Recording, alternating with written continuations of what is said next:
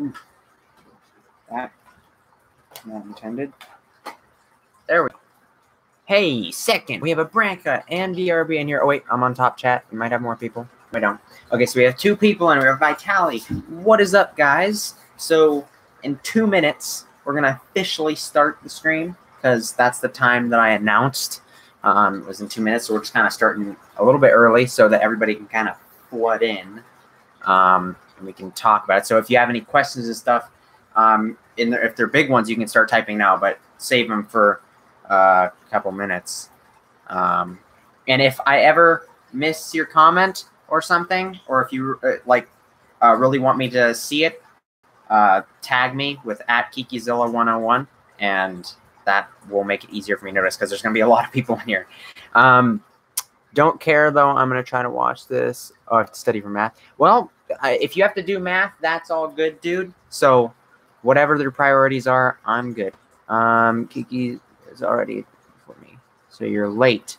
Well, not really, because I said 3 o'clock Mountain Standard Time. So I'm actually early.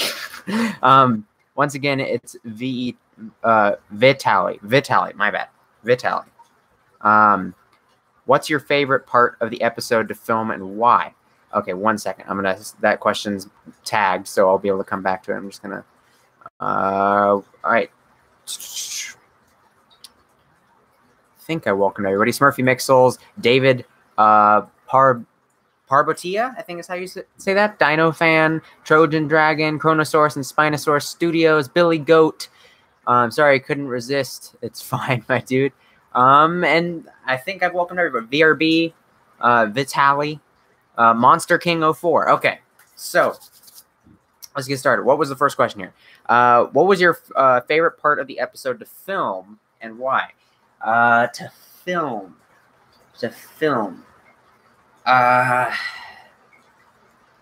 That's tough. One, I'm recollecting, like, this is the first stuff I was filming. A lot of this stuff was the very first stuff I was filming. So it's been a long time. I know my least favorite was the Gorgosaurus scene. That was so painful. I'll knock that one out of the way by saying that was so painful. The sun was so bright when I was filming that scene.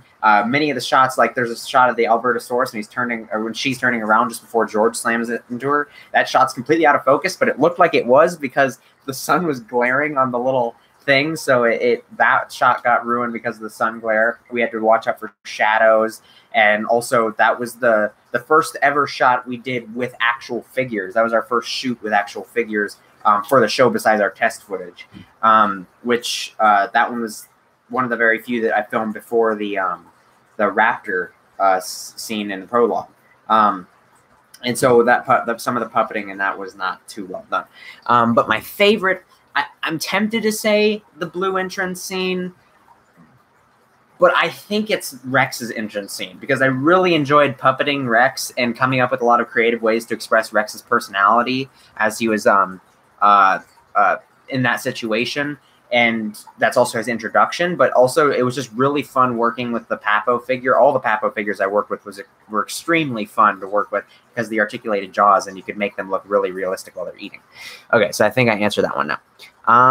MI sucked. That's why I'm going to watch this the 3rd time after the stream. It was a great episode. Thank you, Smurfy Mixels. I'm so glad that you guys enjoyed it. I really am. I'm so happy. I was so nervous and excited and a mix of emotions, but I'm so happy that there's been so much positive feedback on this, and I was expecting so much more criticisms with this one because this is one of the episodes I felt the weakest about.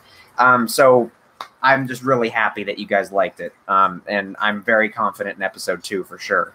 From episode 2, that's the inciting action happened at the end of this episode. If you guys know what the inciting action is, it's like the moment where the story really starts that motivates the whole plot to get into motion, and that was the storm. So the storm happened at the end of this episode, and then we're going to see the immediate after effect of that in the beginning of episode 2, and then we're going to start seeing the real fun stuff throughout the rest of it, all the stuff we've been really building up to.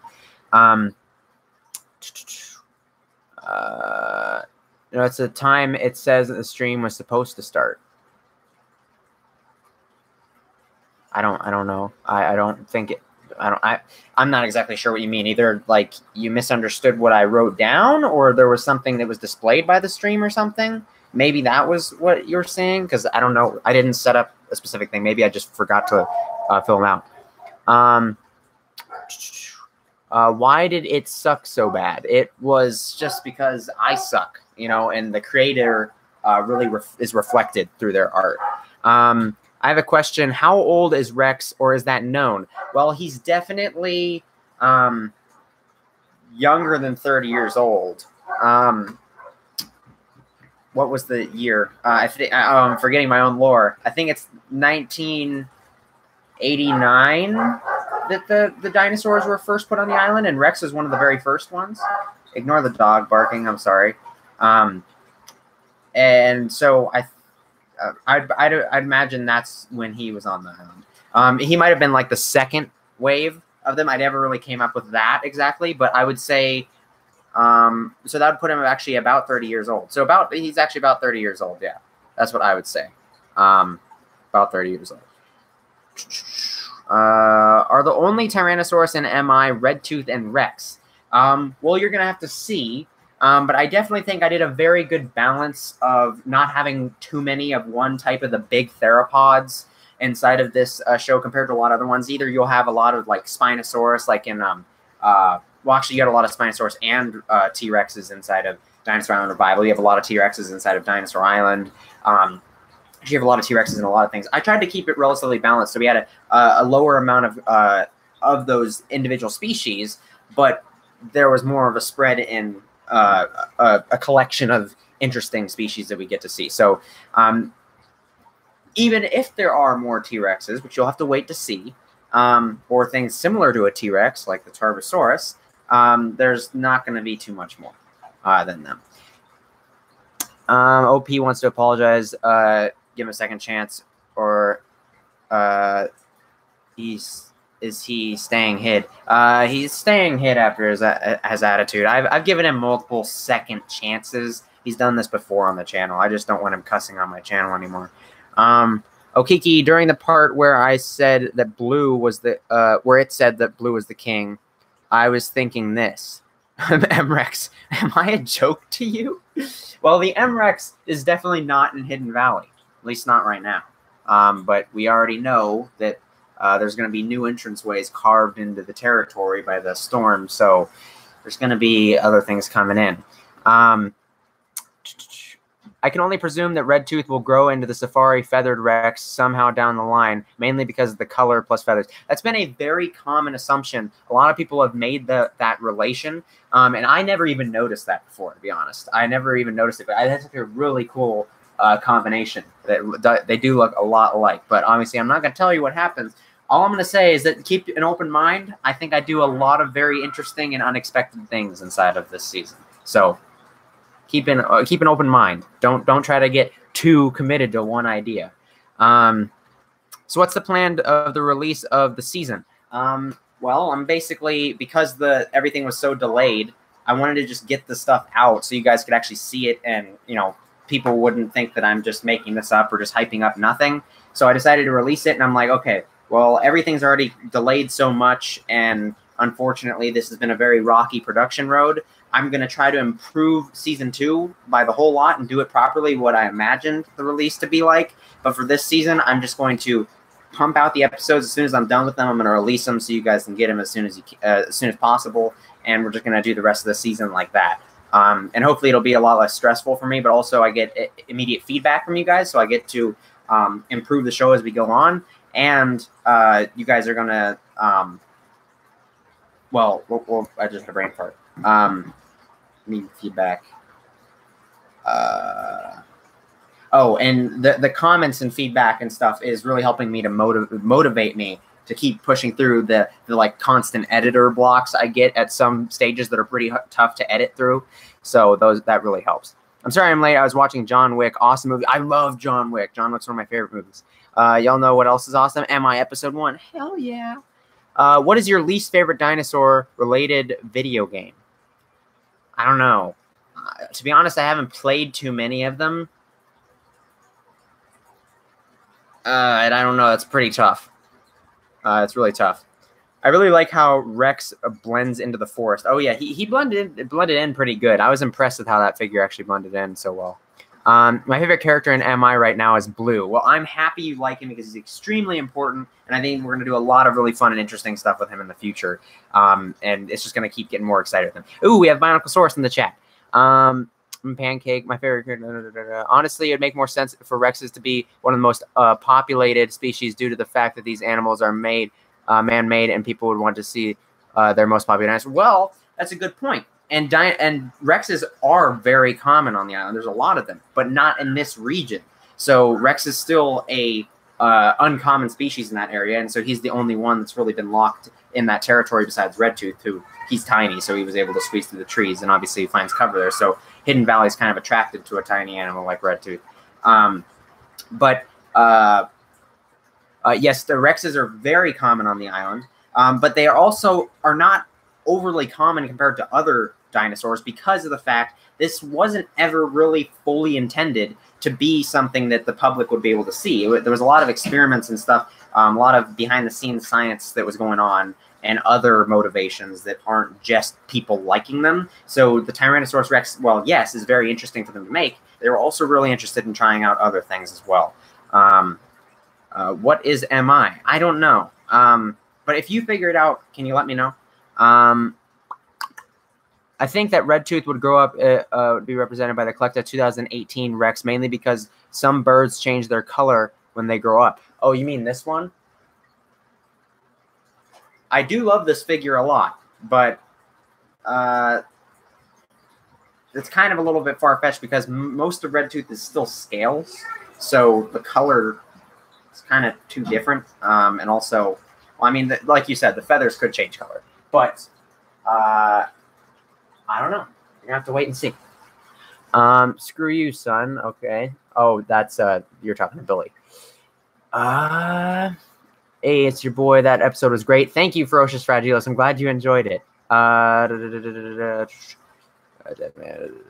Who's your least favorite character in MI right now? My least favorite. When I was thinking that a lot of people would really dislike Manny. I'm pretty sure he's probably one of the least favorites, but I actually kind of like him quite a bit. I like a lot of the characters in there.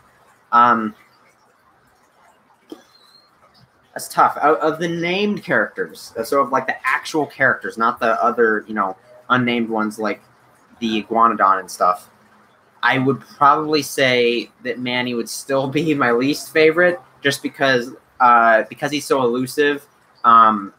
He doesn't quite do as much as the other characters, but I still think that some interesting stuff's going to happen with him. But just least favorite, yeah, I like the other characters a little bit more. I missed. How did Redtooth service for so long? You mean survive? Well, he actually hasn't. He was just put on the island. If obviously not everybody knows about this, but there's actually these file teasers that were released, and those file teasers that are on the social media, which is all in the linked in the description. You can find them there. There's some file teasers where you can read through some logs that and reports of things that happen on Mesozoic Island just days before the first episode takes place on Mesozoic Island in the season, is when Redtooth and all of the other young tyrannosaurs of his age were released onto the island. And so he's one of those very new waves. He's only been on the island for a couple days at the point that you see him inside of episode 1. So he hasn't really survived very long at all. Kiki, I just realized something. If you're going to have the scene where the Iguanodon getting eaten by the Deinosuchus at the end of the prologue episode, you should probably put it in the next.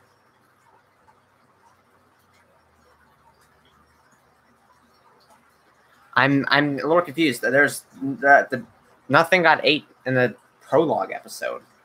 It didn't get eaten in the prologue episode. That scene is obviously still to come. And if the female Iguanodon, the mother Iguanodon, obviously isn't a major character and isn't something you're going to get super vested in. And I thought it was a really cool shot, and I wanted to do some cool shots, so I decided to sacrifice that. That's one of the things I did decide to sacrifice and spoil, was the fact that the mother Iguanodon gets killed by the Deinosuchus. But I mean, you gotta show some stuff in the trailers, and I think that's one of the biggest things I spoiled. I think I did a pretty good job.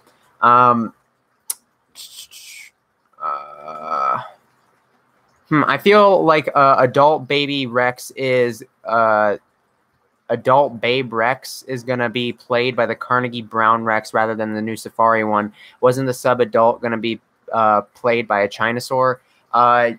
Yes, well, not the sub adult. That was the original version of Red Tooth. And then when I found the PNSO one, I'm like, that's adorable. And I retconned out his age and I reduced things that he was doing. And originally with the sub-adult form that he was originally going to be, he was actually going to be in a lot more confrontations. He was going to be a lot more effective. Obviously, he was going to be older and a little bit more experienced. He knew how to attack things and hunt. But this is a far more interesting story with him being very infantile. He has like no experience at all. So very different from what he was originally going to be. His story was changed a lot. Manny is going to become the Moose of MI. I don't really. Like in DI, because there's also Moose in YI.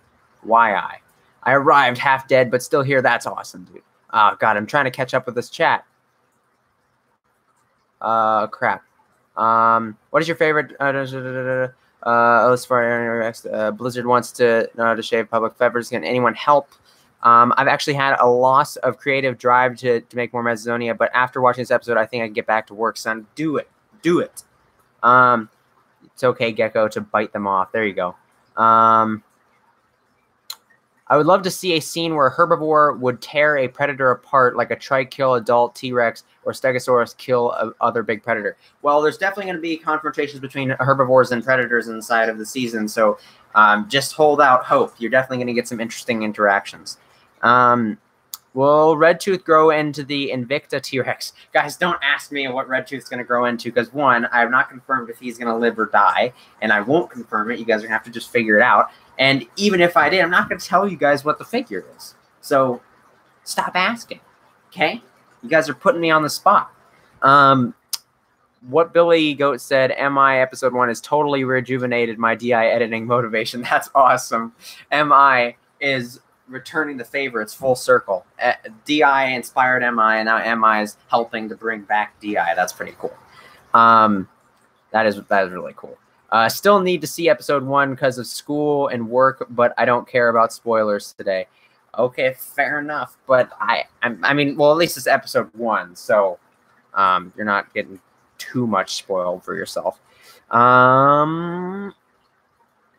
I can't wait for the MREX stream. Hell yeah, that's going to be really fun. That's going to be really fun. Not too much longer. Not too much longer. Wait, Paps and Gramps said is true. Explaining what was coming on next. When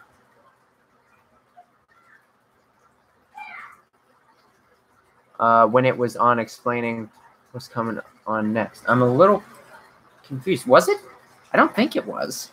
Pretty sure it only showed scenes from episode 1. Are you sure you're not thinking of the trailer? Oh, no, I was right. The baby gets killed. Geez.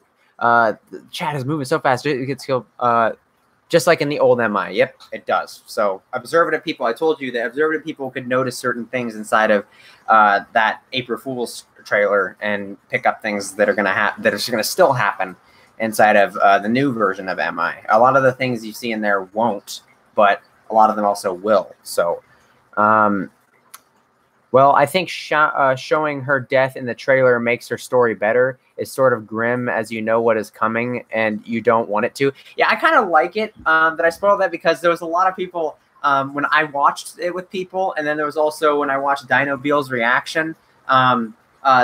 He was like, oh, he's going to get killed, or she's going to get killed by the Dinosuchus. Everybody was thinking that was the Dinosuchus scene.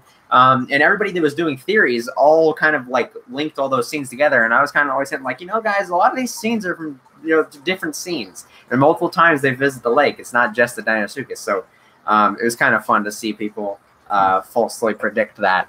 But it's definitely, yeah, there's definitely, I think that if I were to predict, I think about 45%, if not more, of the shots from the trailers have been shown so far. If somebody wants to check me on that, that'd be cool, if you're even willing to. But I think about that percentage has been shown.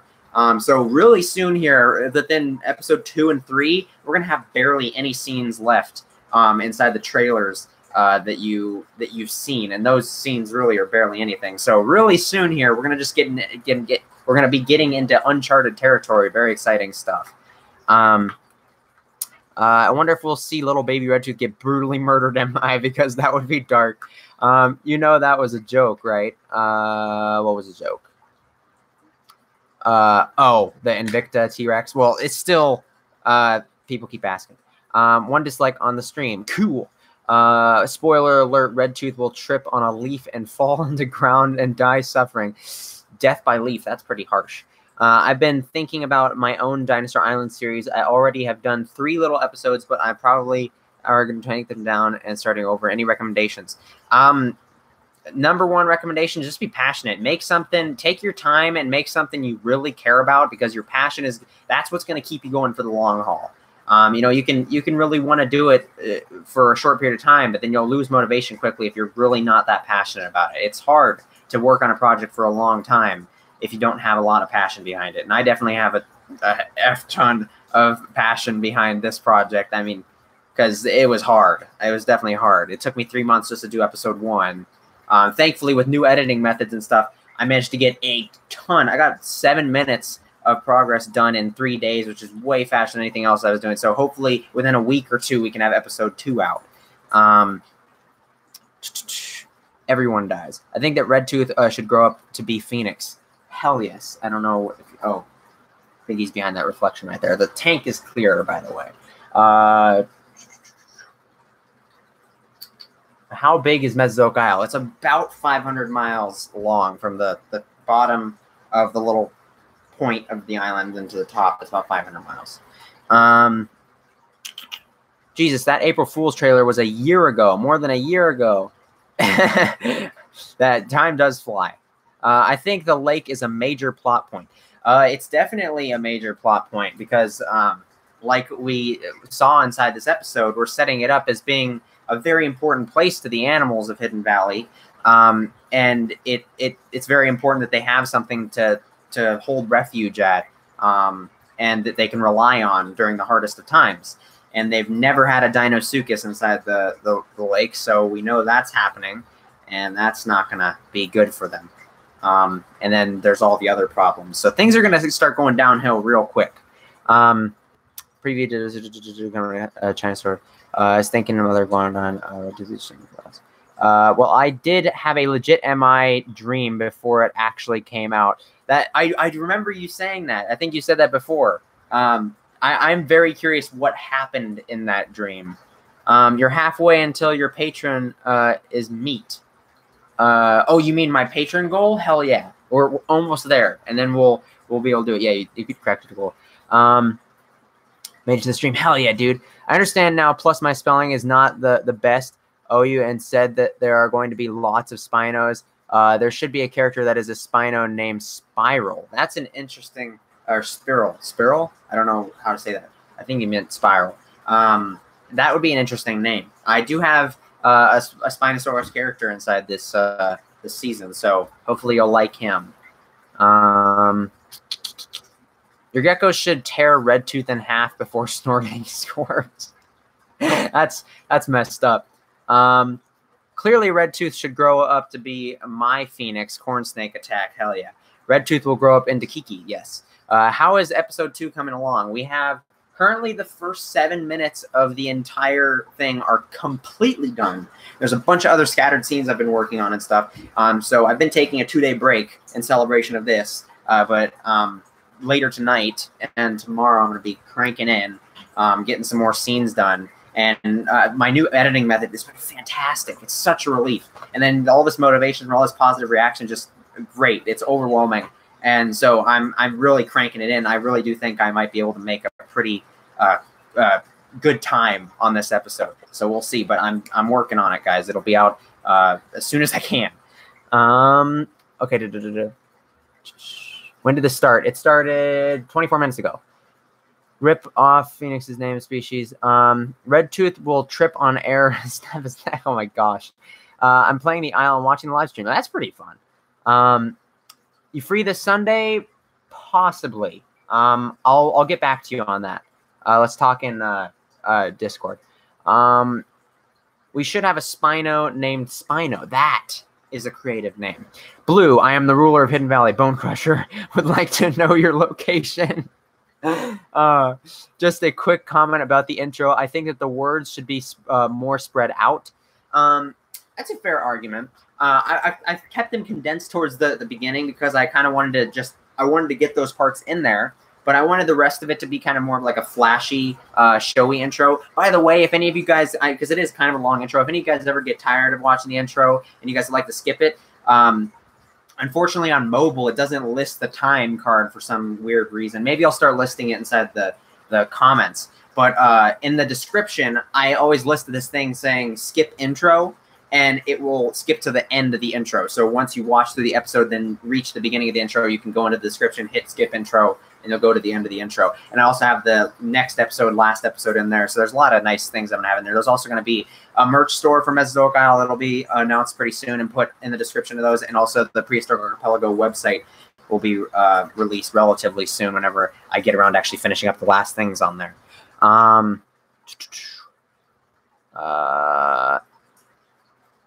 What did you like about episode 1? There's a lot of things I liked about it. One of the things I liked is the pacing. I liked the pacing. Bionicle Source is the only one I've seen that actually really recognized this, but there was a definite intention to give this vibe of peacefulness and this tranquility and just setting up themes of how Hidden Valley is supposed to be in this episode. And I think I actually did a really good job at doing that. Bionicle is obviously very skilled in looking for these things, so he noticed it. But that's definitely probably my favorite part about it, because it's definitely a stark contrast to how the rest of the season is going to play out, because it's going to get a lot more grim. There's going to be a lot more trouble going on. And so I think this episode definitely sets up how the territory was beforehand, while also giving you a little bit of a hint of how much trouble could be caused. And that was mostly through the Albertosaurus that we saw in this episode. That was our hint. Isn't the Albertosaurus name supposed to be Alex? That's a fantastic question. And yes, absolutely, it's supposed to be named Alex. But I felt like the narration to put in the name in this episode would just kind of cut it tight and be a little bit too compact with narration. So I decided to not name her in this episode, and it was supposed to be a boy originally. I had recently just decided to change it to a female, just because I felt like it would be a nice change. I just felt like it would be more fitting for a female. And so she's going to be getting her name next episode. You already saw in the next time sequence that it showed her there with Sugar Plum, and probably in that exact scene is when she'll get her name. But in this episode, I just didn't find enough time. I didn't find it entirely necessary for her to get a name. So she didn't get one. Going to watch it now. Unfortunately, I can't do a live reaction because my internet turned off unexpectedly. I'll do thoughts videos, so see you in a while. Okay, see you, King Kaiju. Awesome. I think that that mom should find the poop sock in Mesozoic Isle. New editing method. Yeah, there's I had a certain formula I was going by. It's really just mixing up the formula. I found it a lot more efficient doing certain things in certain orders and just kind of completing one scene at a time. But also I was worrying a lot less about like very minute sound effects. I mean, a lot of the music and Mandy's narration washed out the sound effects that I put tons of effort into, and you really can't hear a lot of them. Like pretty much every leaf that rustles inside of that episode makes a noise. The only one that I tried my newer editing method of not doing every single little tiny detail that's not even going to show up was with the Gorgosaurus scene, because that was the last one I did, because I was pushing that one off since it was 5 minutes long. I wanted to finish up other ones quicker and then get to that one. So that's mostly what I mean by that. Probably should cut back on the Rex Water episodes until the series is over or he dies. Why do you say that? Because, well, I already filmed the season, so I don't really need to worry too much about it. I kind of don't mind the scratches on him. It just makes him look more scarred up. Maybe early May release to totally not eclipse DI. Possibly. That might be when it releases. But I'm gonna try to get it out a little bit before DI comes out. I don't want both the DI and MI to be coming out on the same days or too close to each other, because then each one you should be able to soak up and enjoy it on its own for a couple of days. I don't want either one of them to, you know, be kind of distracting from one another. Is the prehistoric archipelago a natural archipelago? Most of the islands, yes. You already know that there's going to be synthetic islands with Cenozoic Island, Paleozoic Island, which are going to be coming into the future, but that's a ways off. So,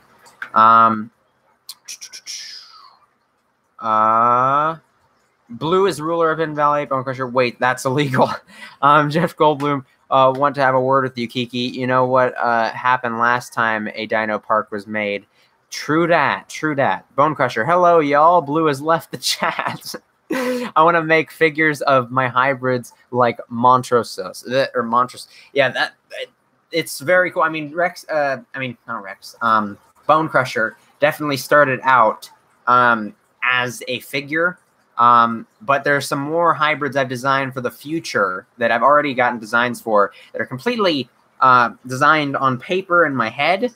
And those are going to be custom figures I want to make down the line. So we're going to have even more fun with that kind of stuff. But I definitely recommend trying to get your hybrids made. It's very exciting and very fun. Yay, violence. By the way, shouldn't the humans do something to fix the damage from the storm? Well, the humans, they do actually have some kind of technology that's able to influence the weather. That's how they've been able to so well terraform and control Mesozoic Island in the first place.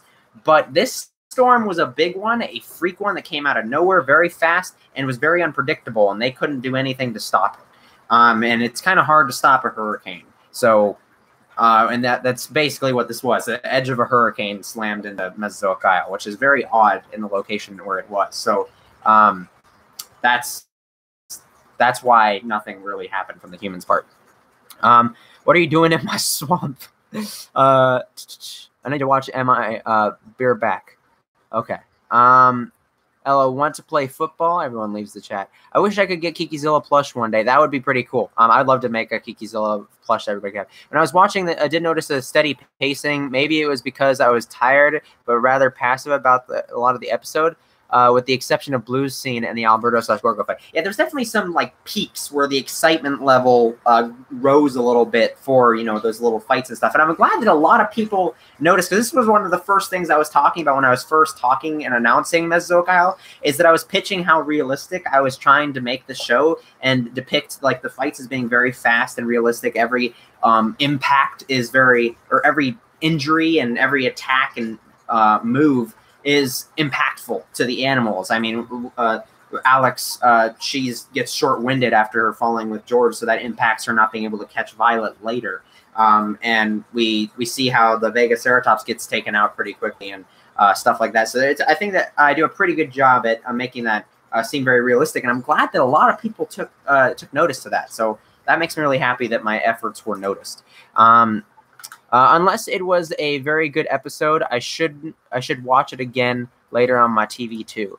Nonetheless, yeah, definitely. But warning, for some reason, so far with the TV that I watched it on, the smart TV, it didn't, at least with the surround sound, it didn't seem to pair well with the sound in the episode. And so Mandy's narration was really loud and the sound effects were really quiet. It's definitely meant to be listened to with headphones, but since you've already seen it probably the intended way already, it's fine that you watch it on TV. Just do be warned that it's kind of hard to get the audio settings right to make it sound correct. Yeah, all of the DI season 4 episodes and 5 have been edited scene by scene. Yeah, I've found that that's much easier. I found that's much easier than what I did before. Gibson can't hear us because I'm whispering. That's interesting logic. The part where Blue spared Sugar Plum reminded me of when a gecko stalks a mealworm for 20 minutes and then randomly decides, I'm not hungry anymore. Yeah, that was a very strong character moment with Blue, that we get to see a little bit more of his personality, and that he's not wasteful or very greedy. And the narrator definitely infers that there's multiple options of why that is that he spared a Sugar Plum. But if I'm going to tell you the truth, it's because, you know, he smelled the Vegaceratops corpse, which George was smart enough to leave because he's lived there long enough. He knows that someone like Rex or Blue is going to show up. So Blue is like, there's a free meal over there. I'm not going to kill that. I'll save you to be eaten later. I agree with you. Hurricanes are super hard to predict. I live in Florida, so it happens a lot. There you go. as somebody who's experienced with it. Red Tooth, hello, I'm Helpless Infant Bone Crusher has entered the chat.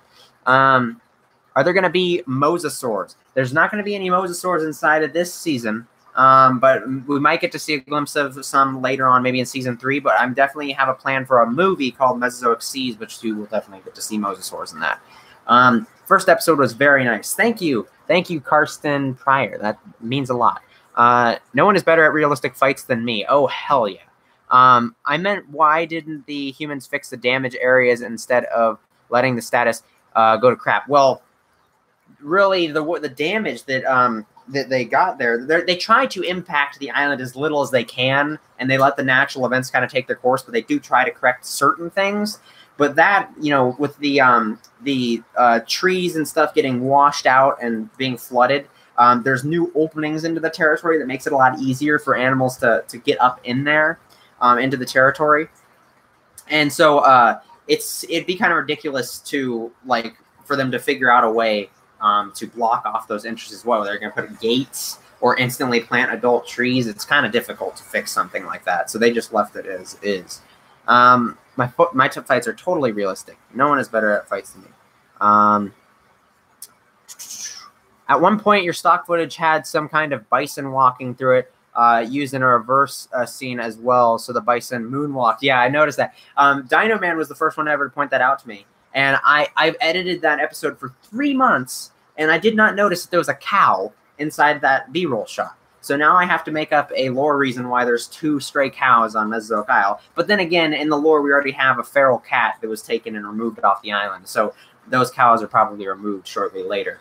I watched it on my TV. I noticed that too. Yeah, it definitely has that issue. Can we get a Rex and Blue romantic fight? Oh, yeah. Or fan fiction, is what you said. Blue has joined the chat. Everyone else leaves the chat. Blue, oh, come on. I wanted to drink. Blue didn't want them near him while he gets a drink. While everyone is stealing my jokes. Can we see Sugar Plum? Yeah, I can grab Sugar Plum. She's right here. This is my newer Saltosaurus figure, which is updated from my old one.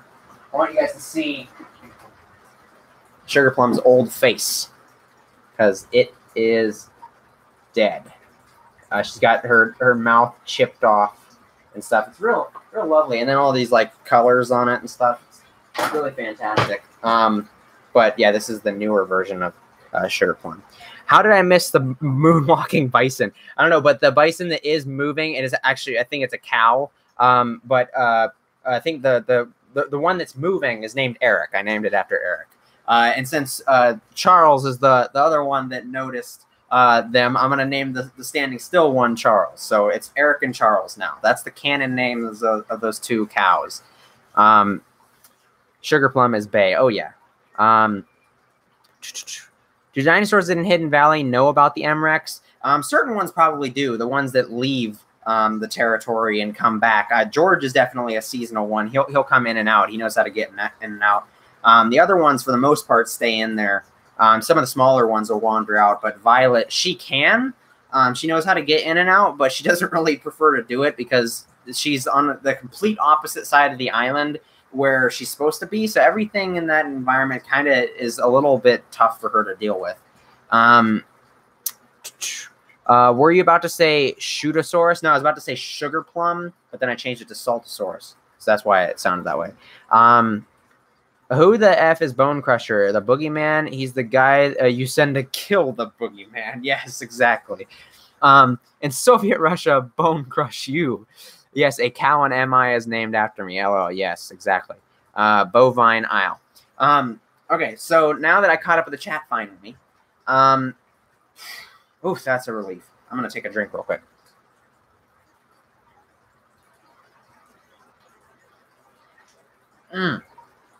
Okay. Well, is there any questions and stuff that you guys have? Oh, one of the things that you guys might, a lot of people brought up is the pop-ups that were popping up inside of the episode. And I'm glad that a lot of people seem to really like them, but the major complaint was that people thought that they weren't up for long enough or too long. Those are the most consistent ones. Like the text was too long. And I completely agree with what you're saying. Now, the original version of Mesozoic Isle actually was supposed to cut away from the action entirely, and then Mandy was going to read out those things so that the audience would actually get that. I don't know why I thought that was a good idea, but when I revised the script and then when I was editing it, I was like, what the heck am I thinking? This is ridiculous. So I decided that that's not going to happen, and I needed to figure out a new way. So I have to give credit to Camo. Camo is definitely the one that helped me out the most with this idea. He helped me come up with the idea to do the pop-ups. So thank you, Cameron, if you're in here, or if you end up watching this. Thank you so much. What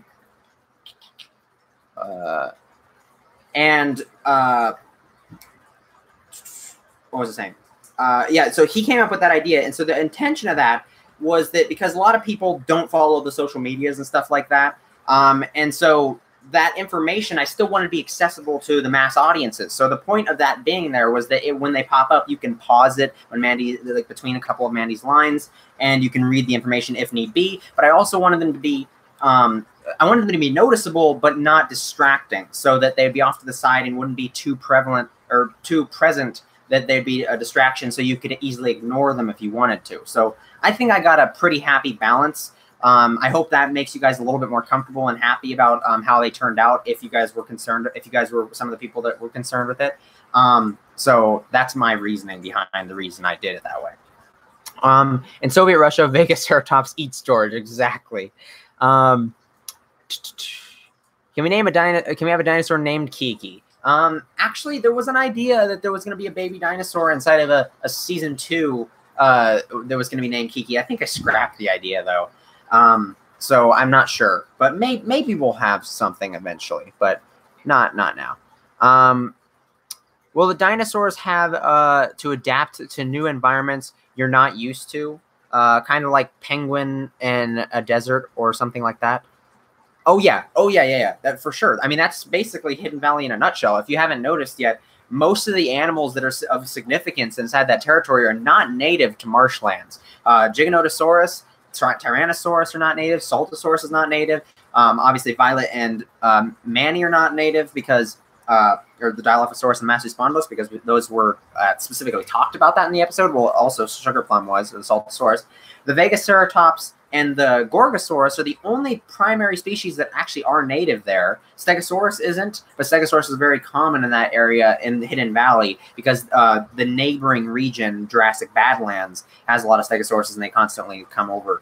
And then there's the Gripposaurus, which is native to marshlands. So that one's now the canon name to that Gripposaurus is actually Gibson because I wanted to give it a canon name. He's not going to be named inside the show, but I named it Gibson after Bioniclesaurus because I wanted to make another reference to DI. And I wanted a G name, and that's the only one I could really think of that I liked. And so that Alex is not native. Albertosaurus is native to Northwoods, not marshlands. I think that's all the ones that we saw here. Iguanodon's not native either. Is the Therizinosaurus from the trailer someone who lived in Hidden Valley, or is it an intruder? Intruder. Red Tooth enters chat. Blue is dangerous carnivore. Red Tooth frick. Rex enters chat. Blue frick. You guys are really loving these enter chat stuff. God dang it, Gibson. Look what you did. I think Gibson started that. Great job on the episode, man. Thanks, Meme Lord. That means a lot. I swear to God, if you don't name a dinosaur after your son, I will eat a rock. Don't worry. I'll name one after you eventually. I just need to find the right one to name it after, okay? Not in this season, but in the future, okay? Okay. And actually, well, if you see an unnamed character that I already don't have a canon name, which I'm leaving it open to you guys because the website, the Prehistoric Archipelago website, is going to be up pretty soon, and we're going to have character pages on there. So the character you see in these episodes that is not given a name, and that I don't already have a name for, there's a lot of them. Like the Stegosaurus doesn't have a name. The mother Iguanodon and her son doesn't have a name. If you guys, the fans, come up with cool names for them and stuff, I can canonize those and put them onto the website. So you guys can always be on top of that. Who is Fat Man from the file teasers? That is something you'll have to figure out. That is still something that's coming out. Do you or do you not want to know more hybrids I made? I'd love to know more hybrids you made. Let's save it for the conversation we'll have later, though. You can put it in the DMs and Discord. I'm just not going to be in there for a while because I'm in this stream. I bet Fat Man is a nuclear bomb like in 1954. That's a pretty safe guess. pretty safe guess. I own the old Gorgo, and I can see the Rex and Red.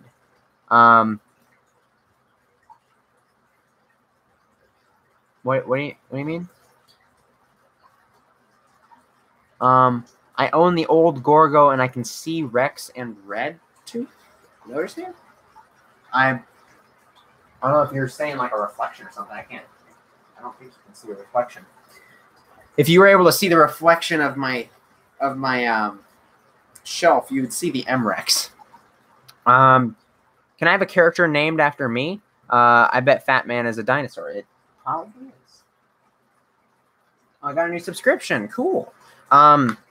You can definitely, if I would suggest that the best way to get your name canonized into it is to have that name being popularized for a certain character by the community. I will take popular ideas for names that, you know, are obviously appropriate, and I will put them on. I'll canonize them for characters. Are Spinosaurus and Baryonyx native to Hidden Valley? Nope. Baryonyx is. It's a good question. Baryonyx is, and the character Jasmine that does live in Hidden Valley already, but she's very reclusive, and I just felt like she didn't really have, there was already enough stuff done in episode 1 that she was scooted into episode 2, so you'll get to see her first in episode 2. Also, the Triceratops, they're not native to Hidden Valley, but there's a whole group of Triceratops that live there that are already residents of Hidden Valley, but you haven't met them yet either, because there's just not room for them, so we're waiting for that. I think that you'll get to see the Triceratops first in episode 3, actually. Kiki, how many subs have you gotten after that episode came out? The only notification of a sub I've got is just right now. Wyatt's Plushie World 1. So there you go. You get a shout out.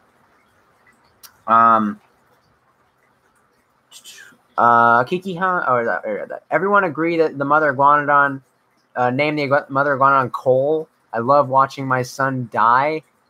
Okay, then. I've seen unbanned the Rock of Hidey Hole twice. I feel powerful. That's interesting. You've hit 960 subs, boy. Ooh, that's fun. Let's all name a named character. Logic 5000. Oh my gosh. What is the name of the Papo Allo? The Papo Allo is named Allie. She's a female Allosaurus, and she's also a what a lot of people have been dubbing mutant dinosaur. You get to learn a little bit more about that when she first shows up. Obviously, there'll be a little pop-up card that will first tell you about that that's particular type of species. And so, yeah, just keep your eye out. She's a very interesting character. I'm really proud of her. Do you think that the humans who made the island foolish for bringing dinosaurs back, even if they had good intentions? I'm going to not say anything because the story's heading in a certain direction where the part played by the humans is going to become more obvious and a little bit more intimate as the series goes on. So I don't really want to comment on that too much because that's something that I want you guys to figure out as the series goes on. That's definitely a part of the main story that's going to continue through the 3 seasons. So keep an eye out, but I'm not going to tell you too much right now.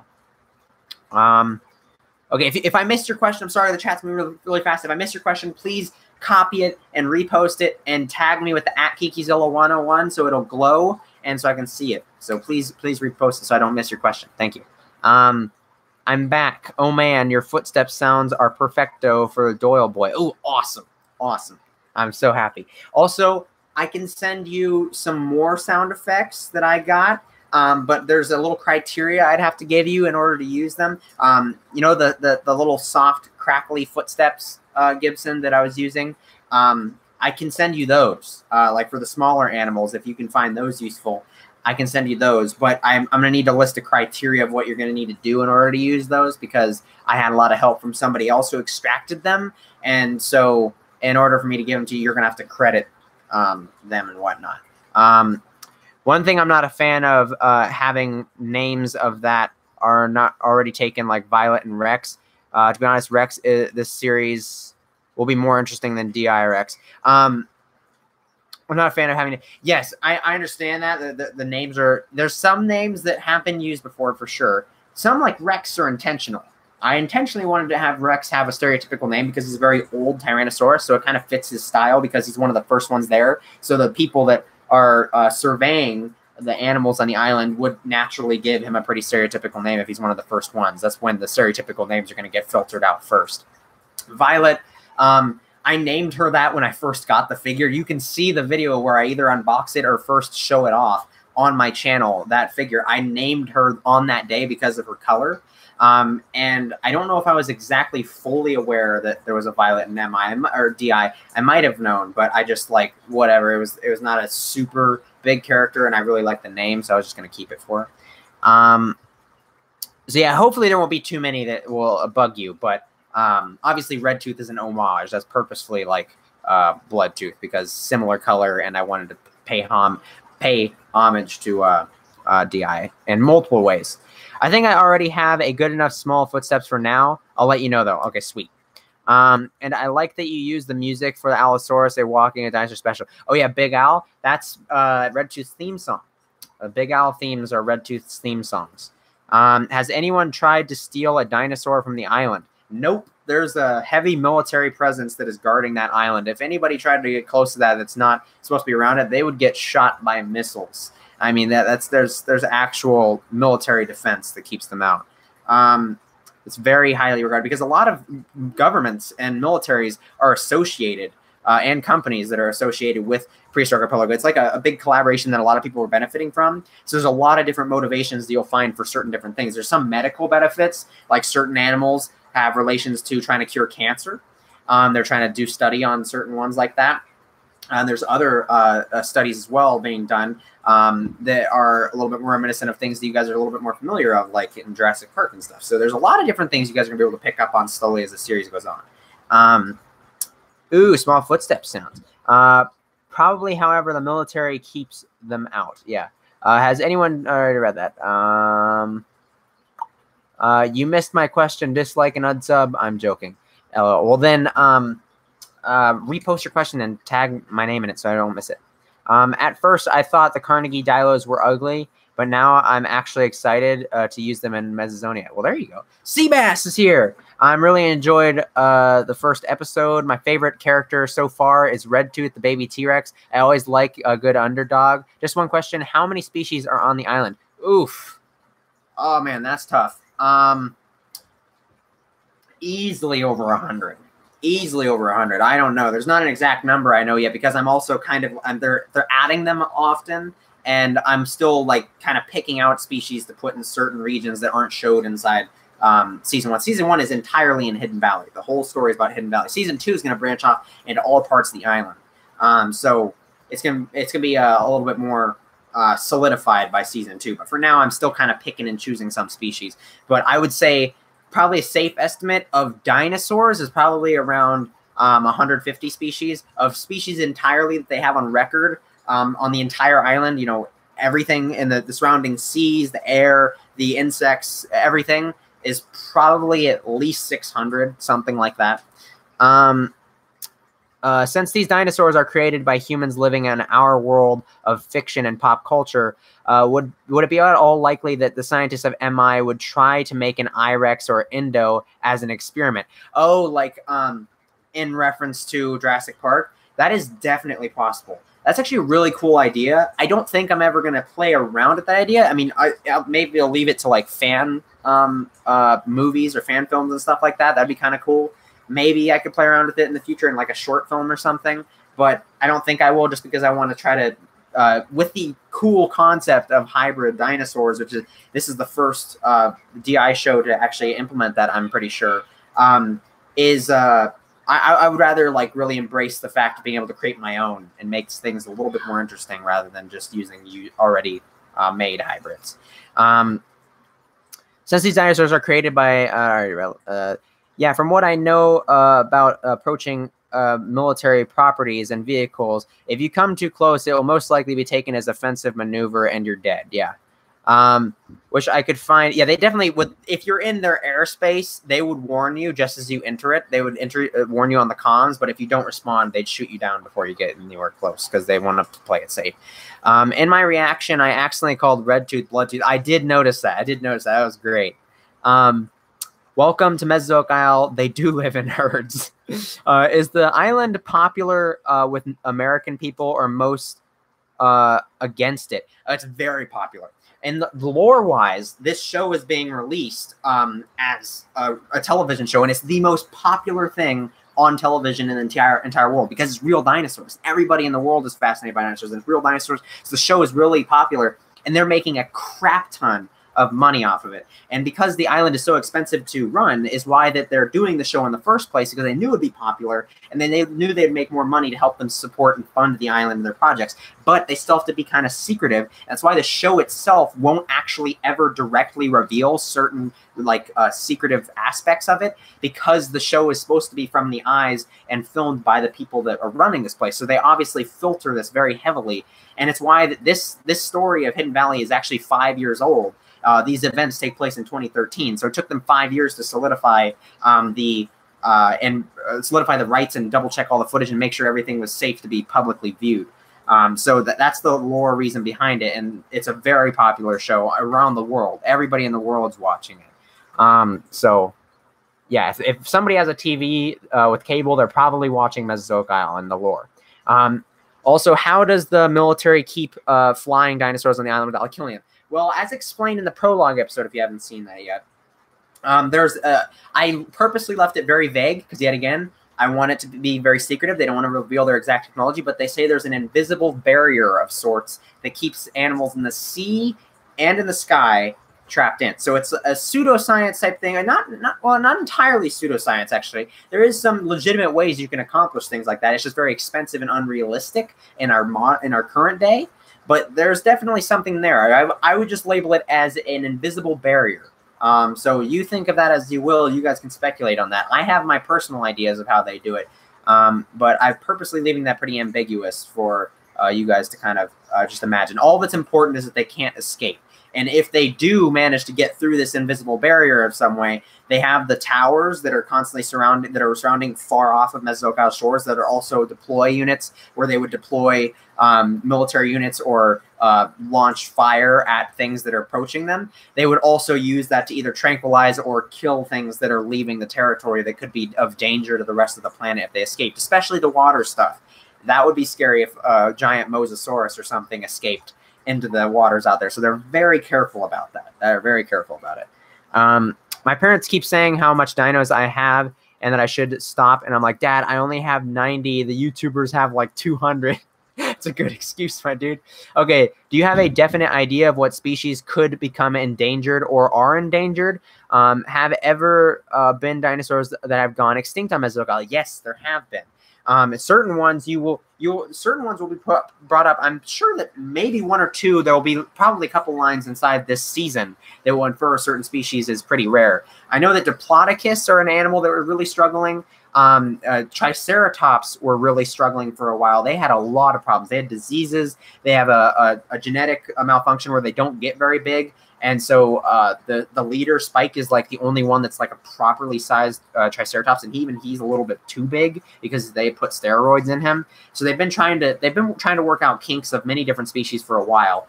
There's definitely overabundant dinosaurs too. Like iguanodons have been able to adapt to almost every environment on the island. It's very hard for them to keep them contained because they try to influence them to stay in certain regions based on food requirements and temperature and stuff like that and environmental requirements.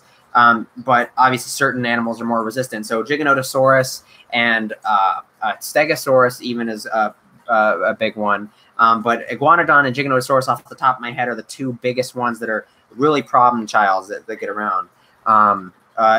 Utahraptors can be a problem too, but they tend to be a little bit smart and avoid conflict with too many things. But they are very effective species. Dilophosaurus were another ones that were struggling. So there's that. Have a girl feed on Compsognathus and then get killed. Okay, then. Or have a uncut scene where the compies eat a baby's face off and the unremission doesn't book fuck. Mesozoic Isle is a fantasy of Kiki wanting to have a worldwide success. Yeah, kind of, I guess. That would be really cool if Mesozoic Isle was a popular show. Like if I could make CGI version, I think that it could be popular. But no, it's more of a lore-based reason because it's really going to be something. There's a lot of real-world ties, and it involves a lot with the messages that I'm trying to deliver with Mesozoic Isle. So there's a lot of real-world and entire world problems that I really wanted to engrave into Mesozoic Isle's lore. I did see the prologue. I just forgot. Okay, cool. Are there going to be a Cryolophosaurus, my second favorite dinosaur? There are going to be Cryolophosaurus, but in season 2. There's not going to be any in this season. I do have plans for them in season 2 or 3. One of those two. I had 200 when I was 5. Dang. Yours is pretty good to why the reptiles and flying reptiles don't flee from VI is because of temperature. That's fair. What is the most aggressive sauropod on MI? Aggressive sauropod. That's an excellent question. That's a really excellent question. I don't know. I haven't really thought of that. I would probably maybe something like a Margosaurus. I know a Patasaurus can be pretty aggressive as well. From the top of my head, that's what I'm thinking about. But I haven't really come up with a secure answer for that yet. Have you ever had to censor a scene in MI because it was too gory?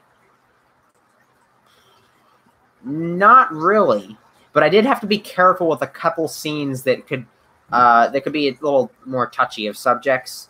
And also, there was a couple scenes where I was trying to be not excessive with the gore, but nothing that I had to cut or censor. No. Do you think that over thousands of years that these dinosaurs will be affected by insular dwarfism? Most likely. If humans were to disappear, absolutely. I think that the human pressure, because they're constantly introducing new versions of the species that are breeding with them and keeping them at the certain sizes and niches, and also the humans are pumping in resources into the island constantly, like a bunch of food supplies and stuff to maintain, they can allow them to maintain their larger size. But if you left it alone, if all the humans died on the planet and there was nobody affecting the island, they would definitely get they'd be affected by insular dwarfism over time, for sure. I just saw ducks fighting. Ducks can be pretty vicious. Oof, I gotta go. Bye. See you, Dino Beetle. Thanks so much for the support and all the sound effects and everything. And thank you for the reaction. I really thoroughly enjoyed that. My goddamn computer charger is now becoming spotty. Oh, that's interesting. They're so funny when they chase each other. My ducks. Oh, really? You own ducks? That's pretty cool. I just realized this series is kind of like a dino version of Mad Max. Really? What's your relation there? I'm very curious. I think I got all the questions there. Are there any native mammal species? If so, what is their effect on the dinosaur population? The mammal species, the closest thing to like big mammals I'm thinking that you're thinking of, it would be like Inostrancevia and Dimetrodon, those like stem mammals. But actual true mammals are very small things like rodents, and the only way they affect the dinosaurs are like, maybe competition with small things like Microraptor that maybe they eat similar things. But for the most part, they're pretty low on the food chain, so they, if anything, become food for the dinosaurs rather than really affect anything greatly. Think of things like cynodonts and the what's its name? Didelphodons.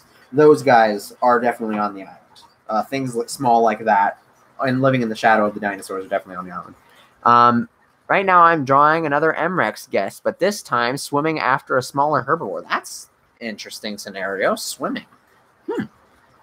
I'm very excited to see what you guys are going to think of the MREX when it's finally revealed. Obviously, he's not too prevalent in the season. This big shining thing is season 2. But he's mostly a cameo in this season. But I'm still really excited to see what you guys think of him. I'm very excited. What is this?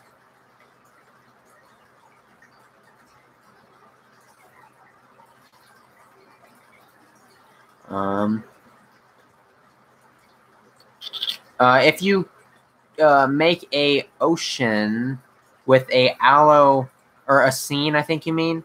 A scene is spelled S-C-E-N-E. Just for future reference. With a aloe pack, take down a Diplodocus. That would be pretty interesting. I definitely have plans for an Allosaurus pack in season 2. I want to bring in another pack idea, and I really wanted to do more stuff with Allosaurus now that we have a couple more Allosaurus figures, like the the 2019 Allosaurus one and the Kayakasaurus one, which I'm getting one of those. There's a pack that you'll get to see in season 2. So you can hold out for that. And I think that you'll be happy with the Allosaurus that you see in this season 2. After Cataclysm event, the survivors struggle to survive.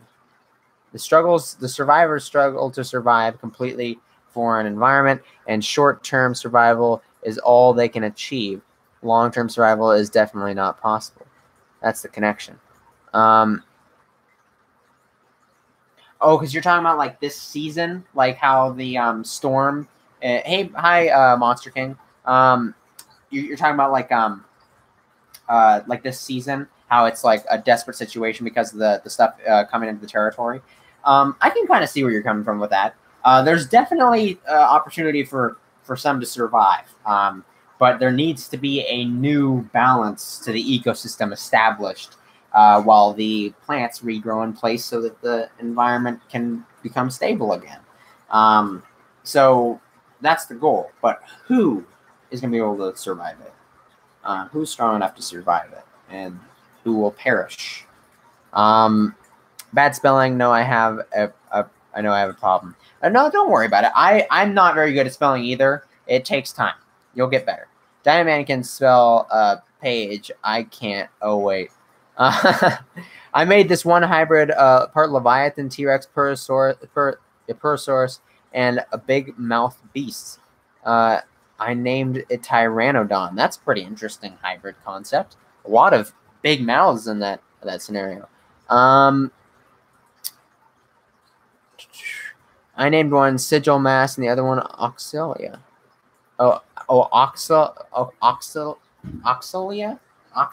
I don't know how you're supposed to say that dinosaur's name, to be honest. Would you say the most primitive dinosaurs, such as prosauropods, primitive theropods, etc., are at more risk for extinction on the island? Yes, exactly. Because they're so primitive and they don't really hold up quite as well to the more advanced and derived evolution or evolved animals. So they don't really compete with them too well. There are a couple exceptions that there's scenarios that they can stand up pretty well. But yeah, there's definitely a very fine balance there. It's very delicate with those kind of animals for sure. For some reason, after looking at the photo of the Pianosospino on the beach, it makes me love it so much more. Oh yeah, that photo looks awesome. My duck, I named those. Yeah, I got that. I don't think that this is going to happen. But what if Rex and Redtooth form a bond, like in those rare cases of animals adopting other animals? That would be pretty cool. We're gonna have to see. That is a very interesting concept. The dinos would definitely have to focus on smaller victories and not focus on long-term survival, since all are highly unlikely to make it. Oh, okay, I get what you're meaning.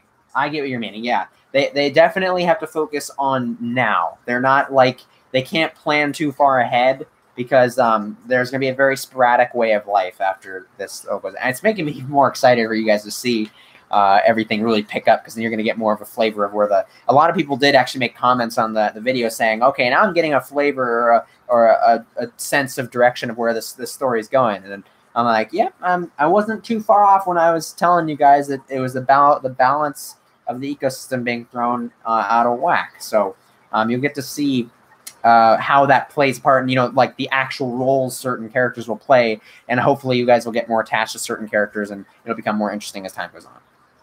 I'm gonna send you a pic of how the drawing looks so far. Cool. They're adding Acrocanthosaurus, Herrerasaurus, and Proceratosaurus Jurassic World, which I will eventually include in my own series. Oh yeah, I saw that. I was pretty disappointed with all 3 of them, to be honest. The Proceratosaurus looks all right. The Herrerasaurus looked like a raptor. It didn't look like a Herrerasaurus at all. And then I thought that was a Tyrannotitan, because its head looks like a Tyrannosaurus and has a very small hump on its back. So I thought it was a Tyrannotitan, but it was actually an Acrocanthosaurus. It looks nothing like an Acrocanthosaurus. So I was pretty disappointed with most of them, to be honest. But then again, none of them are as bad as the Carcharodontosaurus. So, not awful, but they weren't really that great, in my opinion. I got to pick the Spino up before before I leave to Pensacola in June, so I can take some pics. Oh yeah, that would be pretty cool. Just finished watching it, and my lord, I'm not going to go into detail here, but overall, this is one of the best things I've seen you make. Well, awesome. That is great. That is fantastic to hear, because that is the big thing everybody's been excited on my channel for. So that makes me really happy that that's the best thing that you think I've ever made. So that's or one of the best things that you've seen me make. I'm happy. I can't wait to see your video. I really can't. Another parallel is the Game of Thrones, since the balance of power gets all out of whack. Is that what Game of Thrones is about? I've never seen Game of Thrones. For my possible series, I might have an albino T-Rex. That's a cool idea. I like the idea of adding in albino things. That's really cool. And it also makes a really cool dynamic, because those kind of animals can't really last with too much sun exposure. So it'd be very interesting to see what you do with an albino Tyrannosaurus. I'd definitely like to see that. Jurassic World Evolution needs to step up their dino game. I think the models look okay, but they need to make them look more unique. I would agree. I would agree.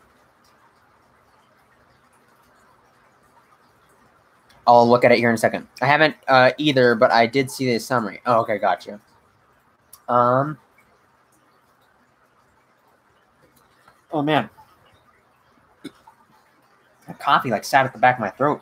Weird. I have like I got my tonsils removed when I was younger, so I have like these holes at the back of my throat, and sometimes stuff gets like stuck up in there, and it makes me have this like bad throat reaction. MIRX me after your clone. That is cool. That's cool. That's really cool. I love that picture. Yet again, I would love, even if the MRX looked like that, I would love it. It's not what it looks like though. That's a pretty cool hybrid Pokesaurus with that mouth. That is really cool. Really cool. We don't have any more comments in here. Is there anything I wanted to comment on in the episode? Oh yeah, so anything that like stuck out to you guys? Any characters that you what are all of your guys' favorite characters? What are all your guys' favorite characters? And what are all your guys' favorite scenes? I'm interested to see if any of you guys have any interesting things. I'm expecting most people like Blue and the Blue entrance scene the most, which I think I'd have to agree. But I'm still curious. When I'm making parallels, I'm not accusing you of plagiarism. I just like to compare. Oh, no, I completely get that. I even like to make certain parallels with certain things. You'll notice that I have created certain themes with certain things inside this episode. So, yeah. Actually, that's another thing I did in this episode, is that I purposely tried to recur the actual theme songs. We got to hear the Time of Titans, the calmer like part of the Time of Titans theme song twice. We got to hear the Twilight of the Cretaceous theme song from When Dinosaurs Roamed America twice. We got to hear Blue's theme song twice, and we got to hear Red Tooth's theme song twice. So it was really establishing their themes before we get into a little bit more of the craziness. Establishing themes is a really big thing, that a job that this episode definitely had to accomplish. Does it look like Bone Crusher? Your hybrid? No, it doesn't look like Bone Crusher. I was just talking to Raka the other day about him, how much I want a JP Acro and JWE, but the design is so boring. Yeah, that's really unfortunate. In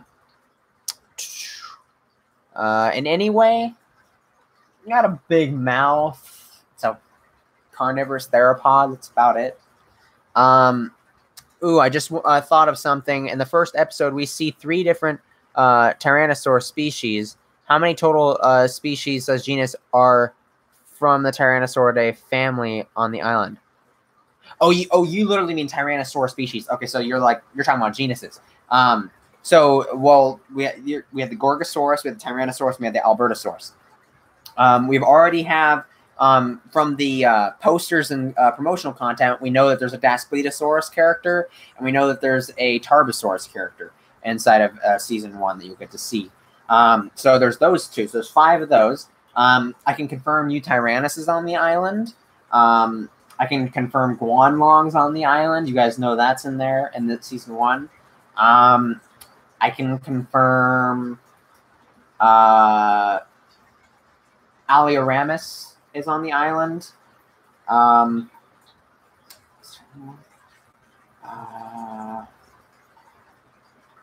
think that might be it. Might be it. I'd have to check the website. I have the list on there, but I think that's about it. So that would be like what, 6, 7 species. Favorite scene, Blue's interest, favorite character, Blue, Red Tooth, or Violet. That's pretty cool. I'm glad that you like those 3 characters. I'm really proud of all of them. I think you just confirmed that Bone Crusher is a theropod for the first time, LMAO. No, I didn't. I confirmed it before. He's a theropod body design. Want a free version of JWE? It's called Jurassic World the Game. Binoculars is stupid. Oh my god. Even Billy knew. Is there gonna be more herbivores in the next episode? Yes. There's gonna be more. I noticed that too. A lot of the characters they introduced in this one that we focused on, like the primary characters, we saw a lot of herbivores in this episode, but they weren't the primary focus. Definitely. There's going to be more herbivore focus inside the next episode, and then you're going to get to see a whole Triceratops herd inside episode 3. So it's going to get more diverse. But just right now, for this episode, I felt like it was most important to focus on those ones for, you know, separate individual reasons. What's your least favorite moment in MI? Well, I can't say, you know, out of the whole thing because I haven't edited the full thing yet. So I'll have to say out of this episode, of the episodes released, like the prologue episode and this one, my least favorite moment. That's an excellent question. Excellent question. Least favorite moment. Least favorite moment. I like them all, but it's kind of hard to pick a least favorite. Probably one of my least favorites is maybe just when we're explaining info in the prologue episode towards the end. A lot of the information is interesting. I enjoy it. I thought I did pretty good, but that's probably my least favorite in MI so far. It probably will stay my least favorite, to be honest. If you want a more interesting answer, maybe be a little bit more specific with your question. If you had to name your character in Billy the Dimension Hopper episode 19, what would you name him? It's a good question. Feather Freak. Just call him Feather Freak. Or oh no, is he a monk? What is he? What does he classify? Here's Sugar Plum as a Sugar Plum Fairy. That is not pretty. Cabin in the Woods. Ew. That's fun. What is his like his occupation, Sketchy? Because then I can come up with a better name. Because I'm pretty sure you're trying to do this for the episode. Or for the website. Theory, the narrator is going to get her butt is to get her butt and off her butt and do something game changing. That's an interesting theory. I think you are a great theorizer, and you definitely have a lot of interesting stuff going on. I'm not going to confirm whether or not you got stuff right. I think you're definitely getting pretty close to certain things, certain ideas that I have. A lot of your stuff is still wrong, but I think that you would find it very interesting to dig through some of the file teasers and stuff like that. If you don't want to dig through them yourself, go check out the summaries by Dino Man. He does a fantastic job at breaking down the file teasers. They're inside of the playlist. Go on my channel on the homepage. In the Prehistoric Archipelago section, there's a playlist called Fan Videos, and you can look through that playlist. Dino Man has a couple videos in there where he breaks down a bunch of the teasers, like the file, incoming file teaser, the actual file teasers, and stuff like that. So I would definitely check that out. You'd find a lot of interesting information that might twist your theories in one direction or another. I think that you would definitely be something to find that very interesting. What do you even mean, Billy? Wow. Are you saying something? I don't know what you're saying. How important is the beach to the overall ecosystem of the island? Do dead sea animals wash up, providing carrion? Oh yeah, for sure. For sure. Do pterosaurs and birds nest near the ocean? Do seals form colonies? There's no seals. No mammal seals. But there's mosasaurs and just basically a Mesozoic ecosystem inside the water too. So yeah, they wash up There's pteranodons, and there's also things similar to like Torvosaurus and stuff that could come down along the beaches, and it is very important. Just like with real world ecosystems, you know, the ocean is critical. That's like the support beams of the entire planet. If that ecosystem falls, the whole thing will collapse. So it's very important, very important. What about bananas? Are bananas on the island? You know what? I think there might be a couple bananas on the island. He seems to be a worshiper of the cosmic god and a protector of the monastery. And Billy also called the group as monks. So I believe Feather Freak is a monk. Okay. Well, you already called him Feather Freak, so let's just canonize that. Do prehistoric mega yams grow on the island? Absolutely. Absolutely. You can count on it. They're just dormant under the ground because, you know, they want to give things, you know, the time to develop before they come up and then feast upon everything and then go back down into hibernation. By Kiki, may the power of Kikizilla be with you. And my favorite character in that first episode is Redtooth because of the song. And there should be a character that is an Edmontosaurus named Orang. That's a pretty cool name. You have some really interesting name ideas. That's pretty cool. I'm glad that you like Redtooth. Redtooth's adorable. I think it's pretty hard not to like Redtooth. I love his scene with where he pokes his eye out of the plant. And I love the scene where he's playing with the plant. That's pretty fun. He does a lot of other cute things coming up, too. So, unfortunately, it's going to get a lot tougher for him because he's going to have to start realizing that he has to take life a little bit more seriously, and things are going to get tougher for him. If I made a wiki page about you as a person on Billy the Dimension Hopper voice actor, what would you want to be in your page? That's really interesting. Well, for one, I mean, I guess describe who I am as a creator. That's probably the most important thing. Just like briefly describe. You know, probably better from somebody like your perspective to describe it, but describe what my channel's about, who I am. Maybe it's like a little brief, you know, couple sentence thing of just like who I am, tend to be on like live streams and stuff like that, who I am as a person, and then a lot about the channel. That's all I do. And maybe, you know, list the appearances that the voice actor would appear in. I think that's what you should do for every voice actor. Read my last comment. It's totally related to MI. Yo, Kiki, when was the last time you had a girlfriend?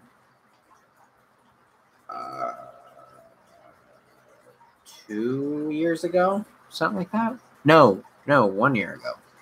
Yeah.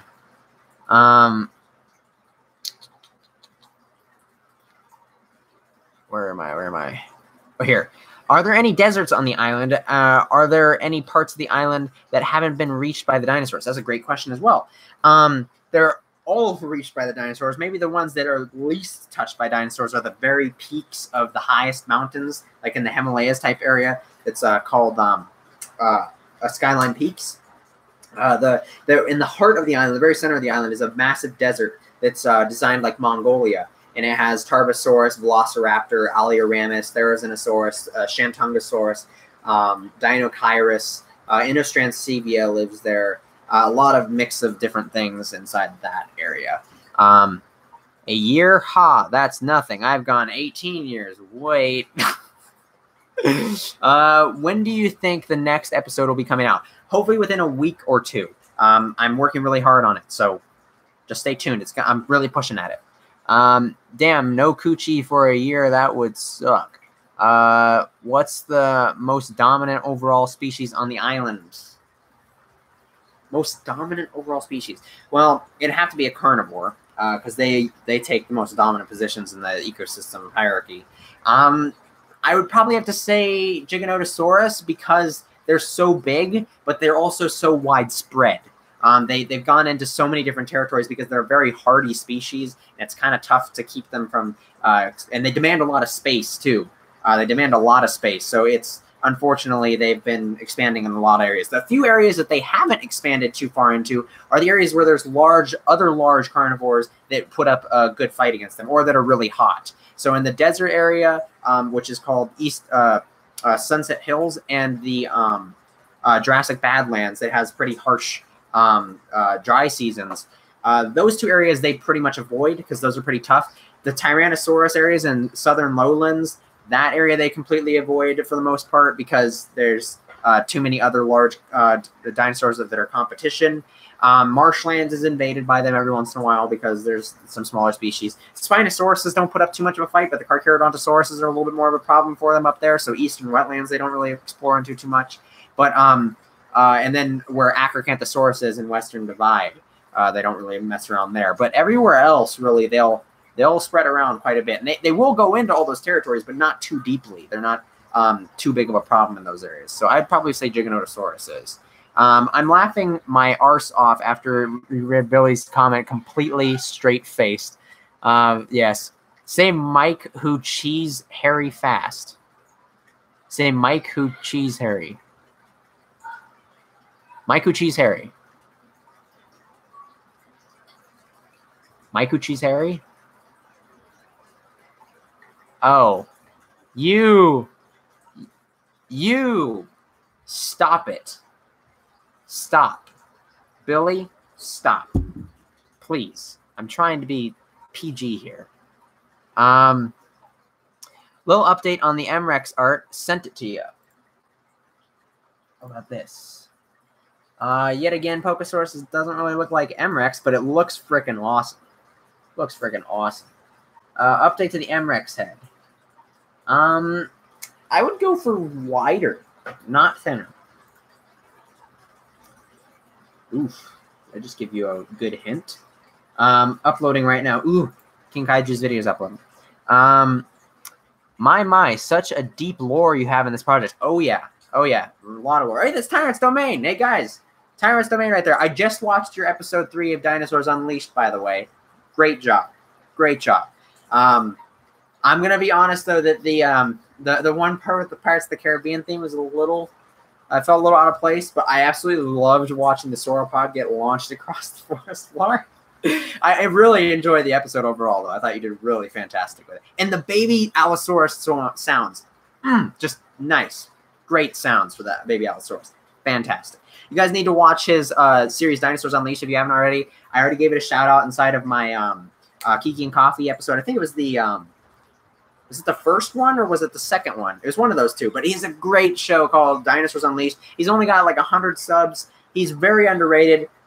Guys, help me out. Give this guy shout-outs. Give him attention. Go check him out. He's got a great show going for himself. He does a lot of great work. Holy crap, it's Tyrant's Domain. Yes, it is. Which of my hybrids is your favorite so far? That would have to be... the Monstrosos. How am I supposed to say that? The Monstoros. The Monstoros? Is that how you're supposed to say it? Monstros? The Monstros? That one. Because so freaky. Like, combining like an insect-looking thing with a dinosaur is just so freaky looking. What species of theropods travel in groups? I believe that you said that acros do, but I'm not aware of any others that you've confirmed. Acros are not really group hunters. They will do family groups. Acros are family group hunters. Most of the Carcharodontosaurids on the island are group hunters. They'll either form small packs or they'll group occasionally in like events. Like Giganotosaurus will get in huge groups for the annual Argentinosaurus migration. And I know Argentinosaurus didn't live with Giganotosaurus, but on the island, that's what lives there, and that's what its main food source is. And so that whenever there's a migration of Argentinosaurus, the Giganotosaurus will clump up in effort to take advantage of that. Other things are Allosaurus. They'll get in packs. Utah raptors will get in packs. Velociraptors are actually more solitary. I decided to represent them as a little bit more solitary. I haven't decided too much with the other raptor packs. Dakota raptors are in small family groups, not really pack hunters. What else are big groups? Albertosaurus will gather in huge groups to take on the migrations of Pachyrhinosaurus. They're native up in the northern part, north woods of the island. That's northwestern. Never eat soggy waffles. I think it's like that, right? That's west, east, north, south. Yeah, okay. Never eat soggy waffles. Yeah. Never eat soggy waffles. I'm trying to figure out my directions. Yeah, so northeastern side of the island. That's where it is. I was hoping to get the Monstros in that Halloween special you did with the scary dinosaur drawing contest. Oh, that's pretty cool. You mean like the next one coming up? He still likes Godzilla, dude. Argentinosaurus lived there. I look forward to seeing what figure you use for that. I really want to show off Argentinosaurus. I really do. I really want to show them off in season 2. I need to figure out some figures to do. I know Kayakasaurus is 1/40th scale Argentinosaurus figures, so I'll probably try to go for those. But yeah, I'm really excited to do Argentinosaurus. That would be so fun. So fun. I might even commission Kayakasaurus to do a more updated, more detailed figure if I can. Why did you quit Godzilla and become a dino tuber? Well, I've answered that question a bit before. I'll try to make it really quick because we're trying to focus on Mesozoic Isle. But to remind you, it's mostly because I just kind of was tired of the Godzilla community. It was becoming a lot more like Star Wars. It was just very a lot of negative stuff, and I just was kind of getting burnt out of Godzilla because of Shin Godzilla kind of ruined a lot of stuff for me. So it just kind of burned me out, and I didn't really feel like making content around Godzilla anymore because I just wasn't really enjoying it. And I've enjoyed dinosaurs just as long as Godzilla. I just never made a channel about it. And so I'm like, you know what? It's not too far-fetched. I've already done some dinosaur stuff on the channel before. I'm gonna do some dinosaur stuff with the talking about the new figures. I was literally just doing that, just being like, I just want to try this. I just want to do some videos on something else for a change. I was never intending to switch away from the Godzilla community. If you look, actually, just a couple months before that, I did my first review of my new Godzilla movie review series, but I decided to completely drop that and everything else in the Godzilla community after I got such a good reception. People were accepting me finally, and I was such a happy community here compared to Godzilla. So that's the main reason that I came here, and I decided to drop Godzilla entirely, and I'm not going back because I've kind of tuned back in. I've gone in like because of King of the Monsters. I've taken a look back, seen some stuff that's going on there, and I'm just not impressed. Nothing has really changed. I still have friends in the Godzilla community. I still enjoy some of the stuff in the community, and I still watch the movies. It's just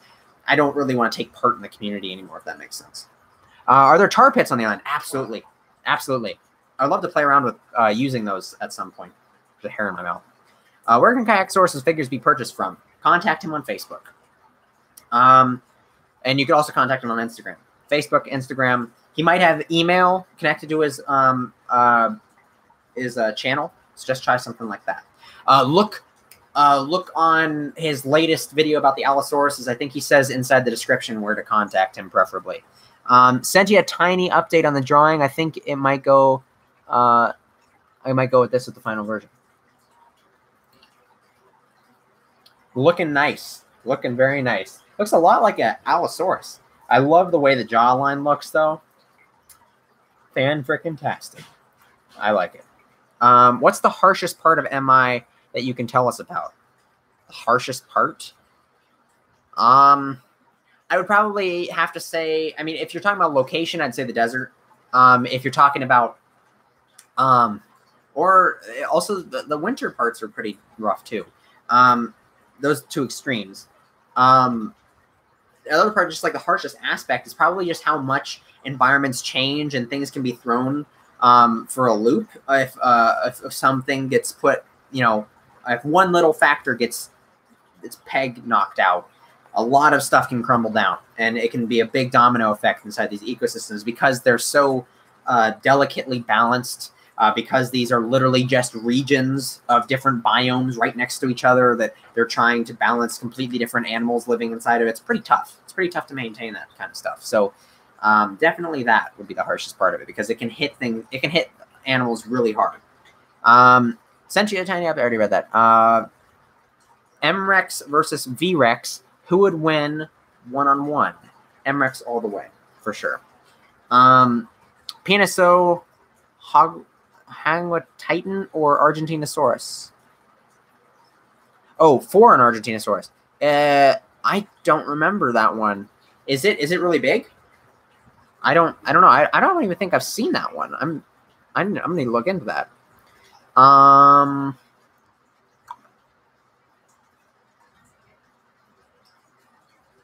glad you recognize the horror theme.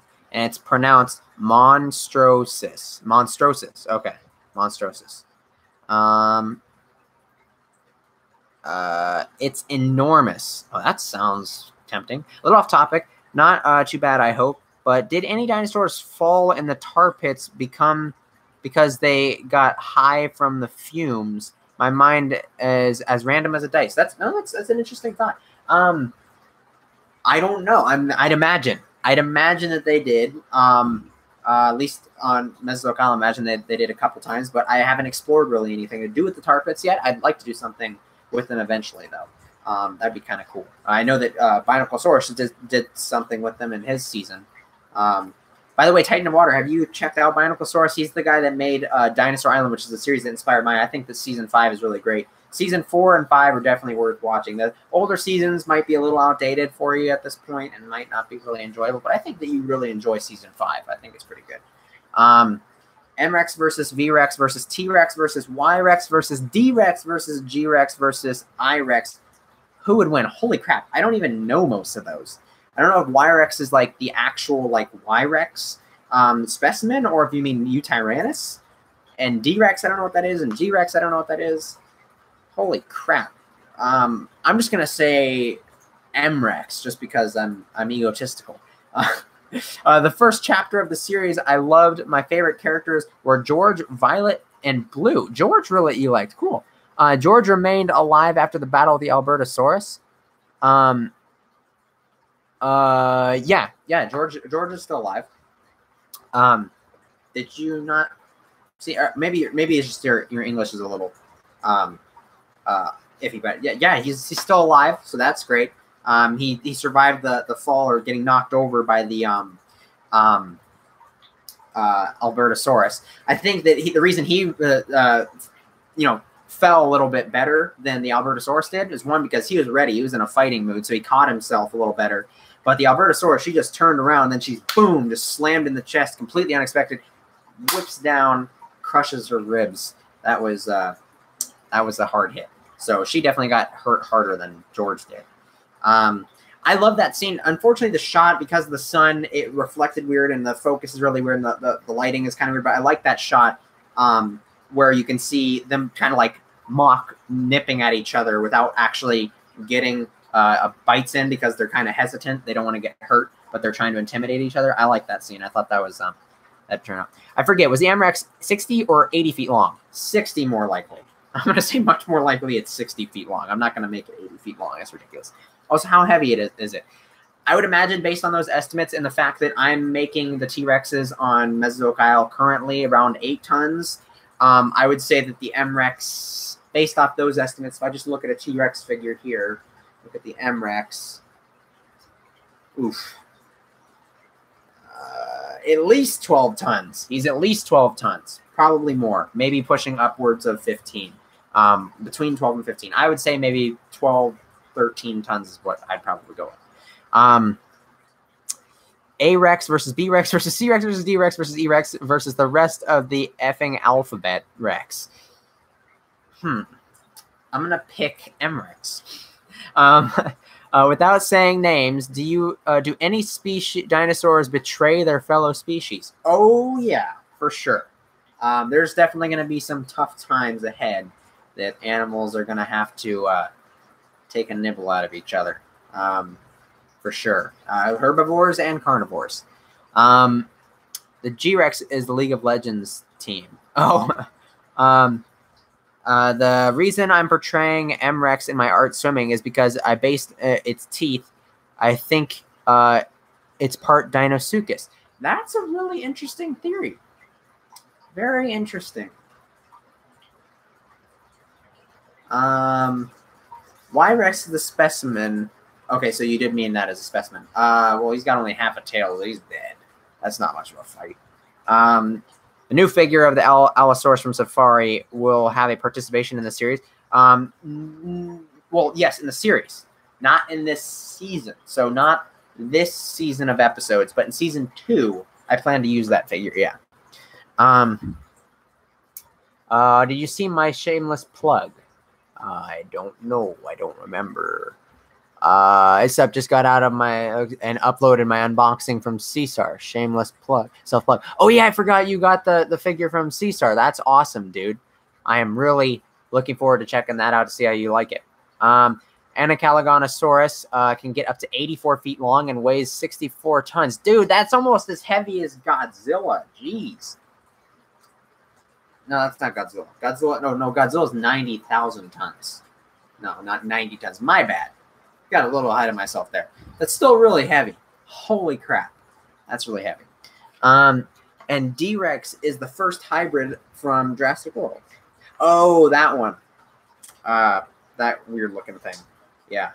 I had a Giga at 11 tons in my series. So we got to go ahead and do some crossover battle if I ever get desperate for subs. There you go. That would be pretty cool to do some crossover battles and do some fun stuff with the M-Rex, like do little short films and stuff, just have it fight some things. That'd be kind of cool.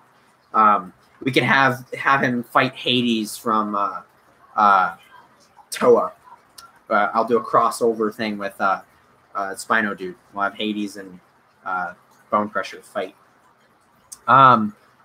Pokesaurus, I thought you said it could be planet-sized if given enough time. Overly dramatic, how could you betray me? I'm sorry.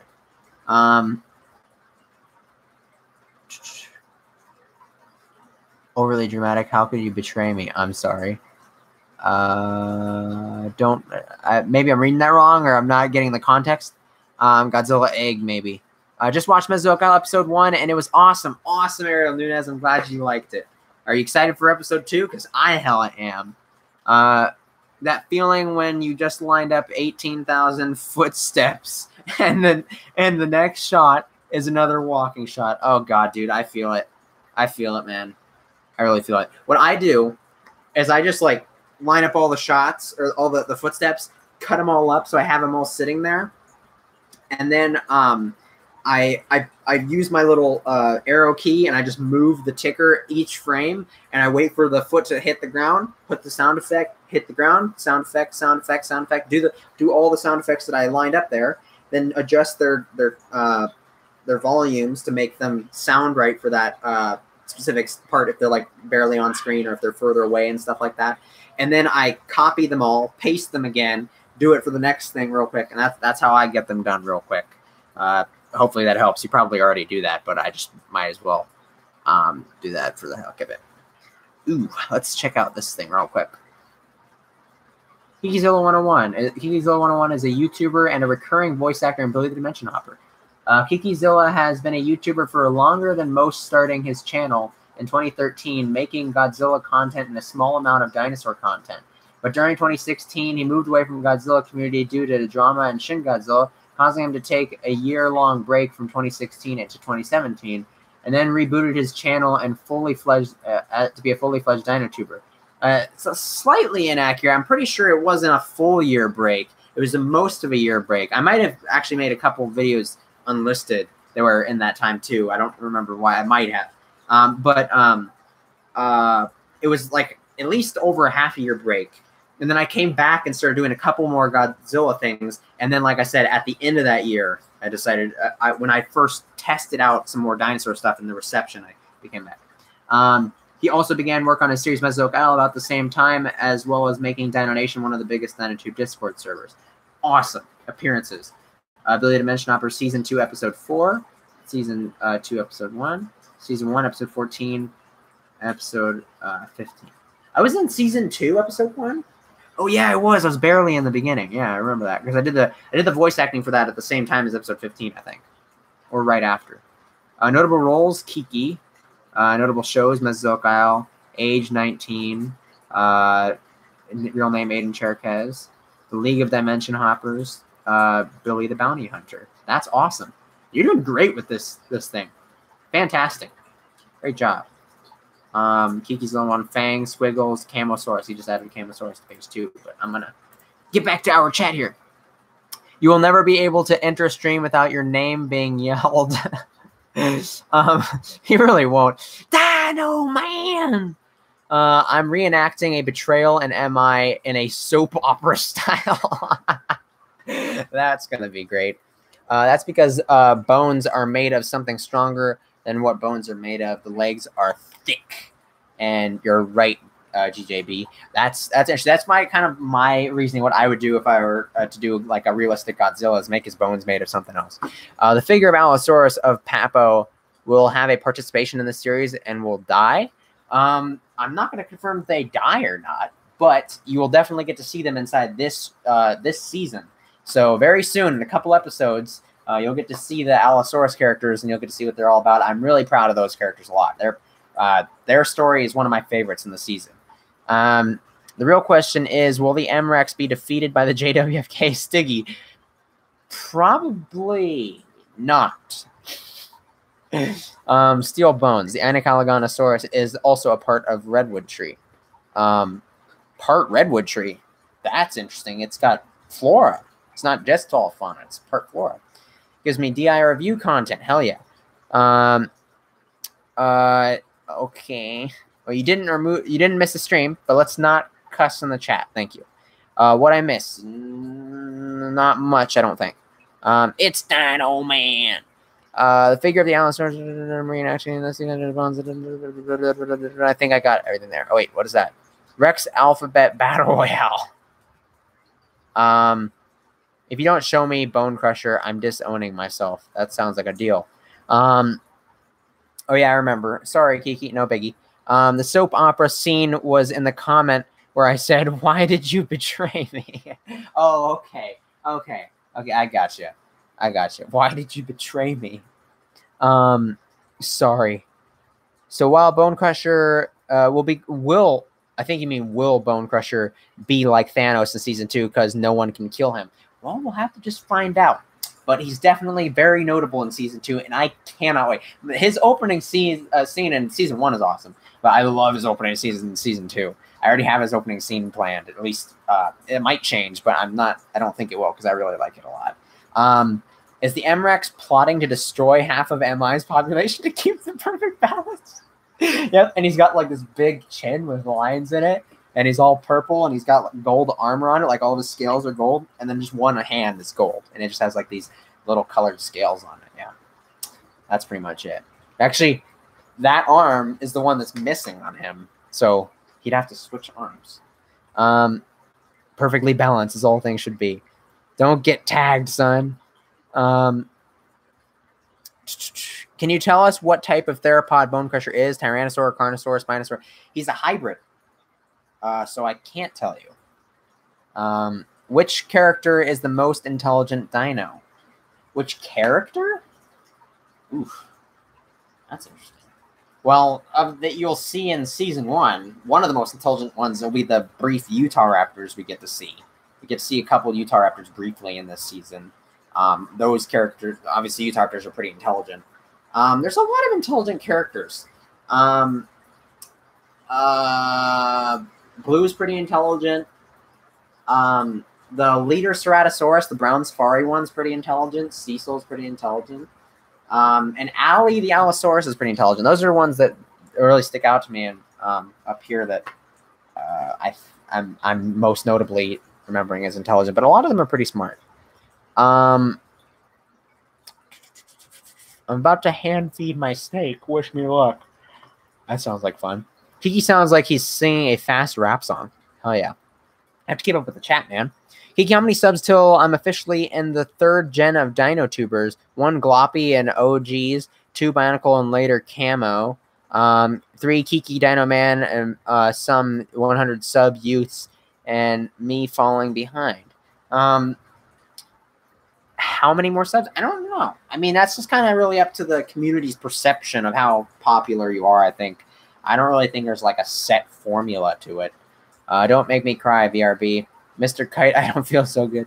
Mr. Blue, I don't feel so good. Clever girls.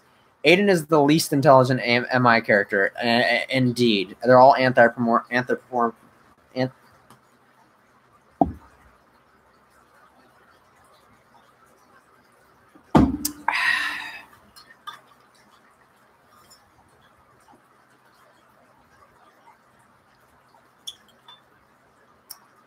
Hey, that one looks like a mushroom. Oh, crap.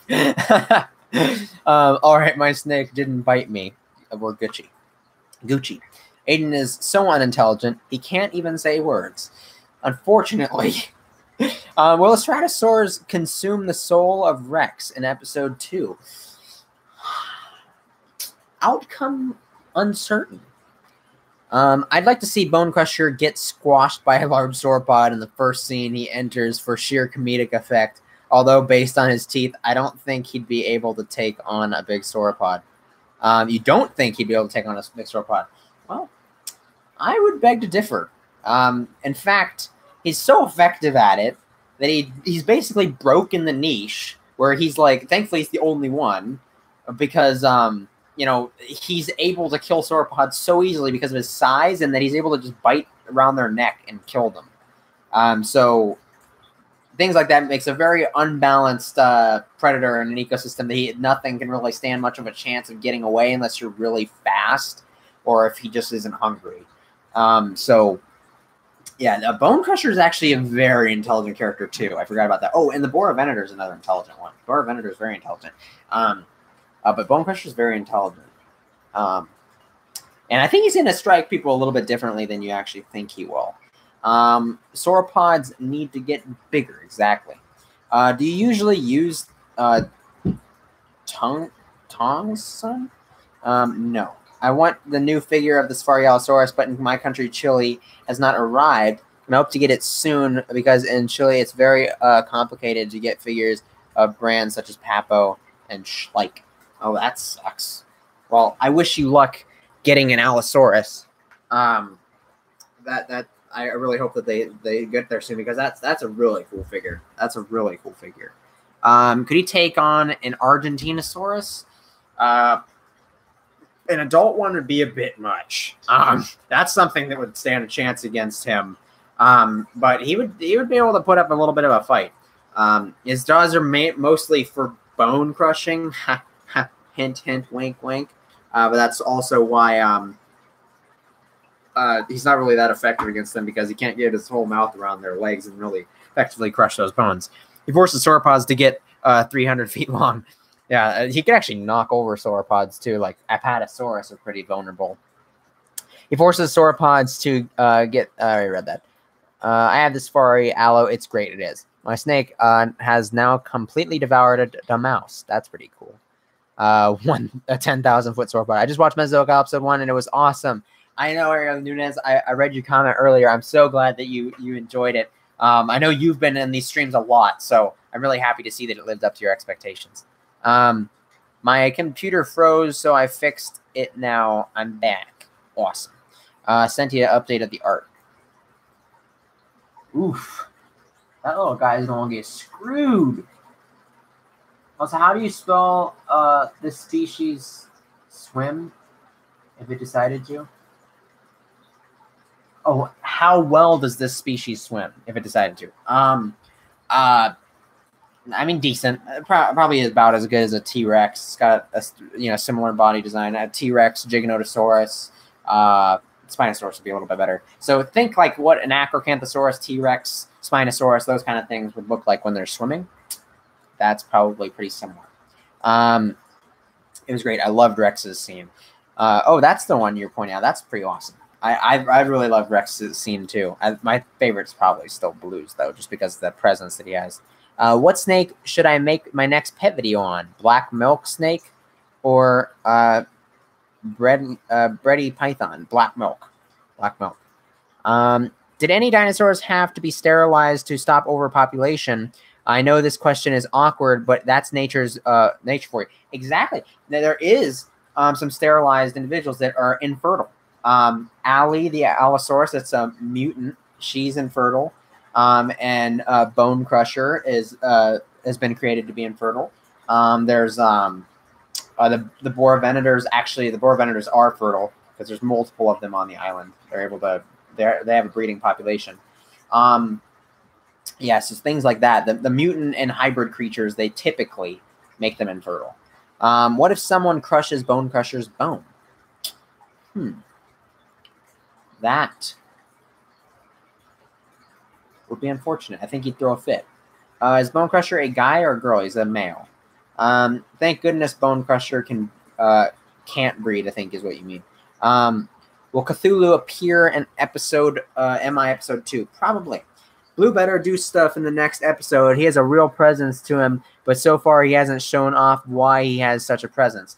Oh, don't worry. I think if you watch the next time on Mesozoic Isle sequence at the end, you see Blue biting the screen or swallowing the screen. So I think that's something's POV that's getting freaking demolished. So I think you can look forward to something happening in the next episode. What if someone Bone Crushers crushed? God damn it. All series of dinosaurs on ice islands think about incest. LOL. I'm so using that. If someone crushes Bone Crusher's bone, he would become Bone Crushed. There you go. Will Bone Crusher crush my bones? Probably. Can I please have all your snakes, Dad? What would you say is the upper size limit of sauropods that he could hunt? Probably like a Diplodocus or a Supersaurus, something that's lower to the ground towards his his head level, where its neck is going to be held pretty low. That's what you're looking for. A Brachiosaurus and things like that, they're going to hold their heads higher, are going to be a little bit more of a trouble. And Argentinosaurus, pretty much everything other than Brachiosaurus, Dracotitan, and Argentinosaurus. Those are the three that are really big and that are going to give Bone Crusher more of a run for his money. All series of dinosaurs on isolated island. So much alliteration with these Bone Crusher commands. The Monster Commanderus Rex is a popular boy. What if someone crushes crush bone? Oh God, I'm done. I like that in episode 1. You put in the definitions of mesospecies and primus. Awesome. I like that a lot of people enjoyed those because it is there, so you have that extra information so you can really fully understand the terms that are being put in place. So I'm really happy that you enjoyed that touch. Anyone see the new carnivorous dinosaur pack, or do only me and Spino Dude play JWE and stuff? Oh, we were talking about that earlier, actually. When Bone Crusher is revealed, I will make fan art of him in your show and him fighting my hybrids. That will be cool. That will be cool to see. I think the Anacaliganosaurus, the size it is, would probably kill Bone Crusher. So that wouldn't be much of a fair fight. I like my bones crushed. There you go. Wow. If he can only crush bones, then octopuses must be invincible. That's a fair point. Dang. Anyone hyped for Endgame? Yep. I'm more hyped for Godzilla King of the Monsters, though, for sure. How many bones can a Bone Crusher crush if a Bone Crusher can crush bones? As long as he lives. So, thousands. I honestly can't wait for episode 2 at this point. I'm very hyped. I'm very hyped, dude. I'm so hyped. I'm getting worn out. We're almost at 2 hours. Okay, so we're almost at 2 hours. So I think in 3 minutes, I'm going to stop the stream. So I can refresh myself, and I can get back to watching a couple of the reaction videos that are going to come out, and responding to comments on that video. Sent you the finished art. It's done. That looks good. I like the scars that you have on him. Actually, one of those scars actually looks really similar to something he actually has on him. That's kind of cool. It's not exactly the same, but it's very similar. That little guy is going to get messed up. Also, I think now, because of size, the herbivore may be a Shantungosaurus. A Shantungosaurus would be almost like the same length. Well, no, they'd be like 40 feet long, right? I think it's a little small to be a Shantungosaurus. It might be a young one. I think maybe more along the lines of Edmontosaurus or something. All right, let's see. King of the Monsters, yeet. Are hard to crush. Yep. Sentia, the finished art. Will Vsauce appear in MI episode 2? Absolutely not. We know that MI isn't open to the public, but could it ever be possibly a possibility to sell dinos as pets or put them in zoos? We'll have to see. I think zoos is more of a possibility that are controlled by the government, so that, they're still in control. Selling pets is probably a little bit steep, but who knows? Is there any concept art for the Bone Crusher?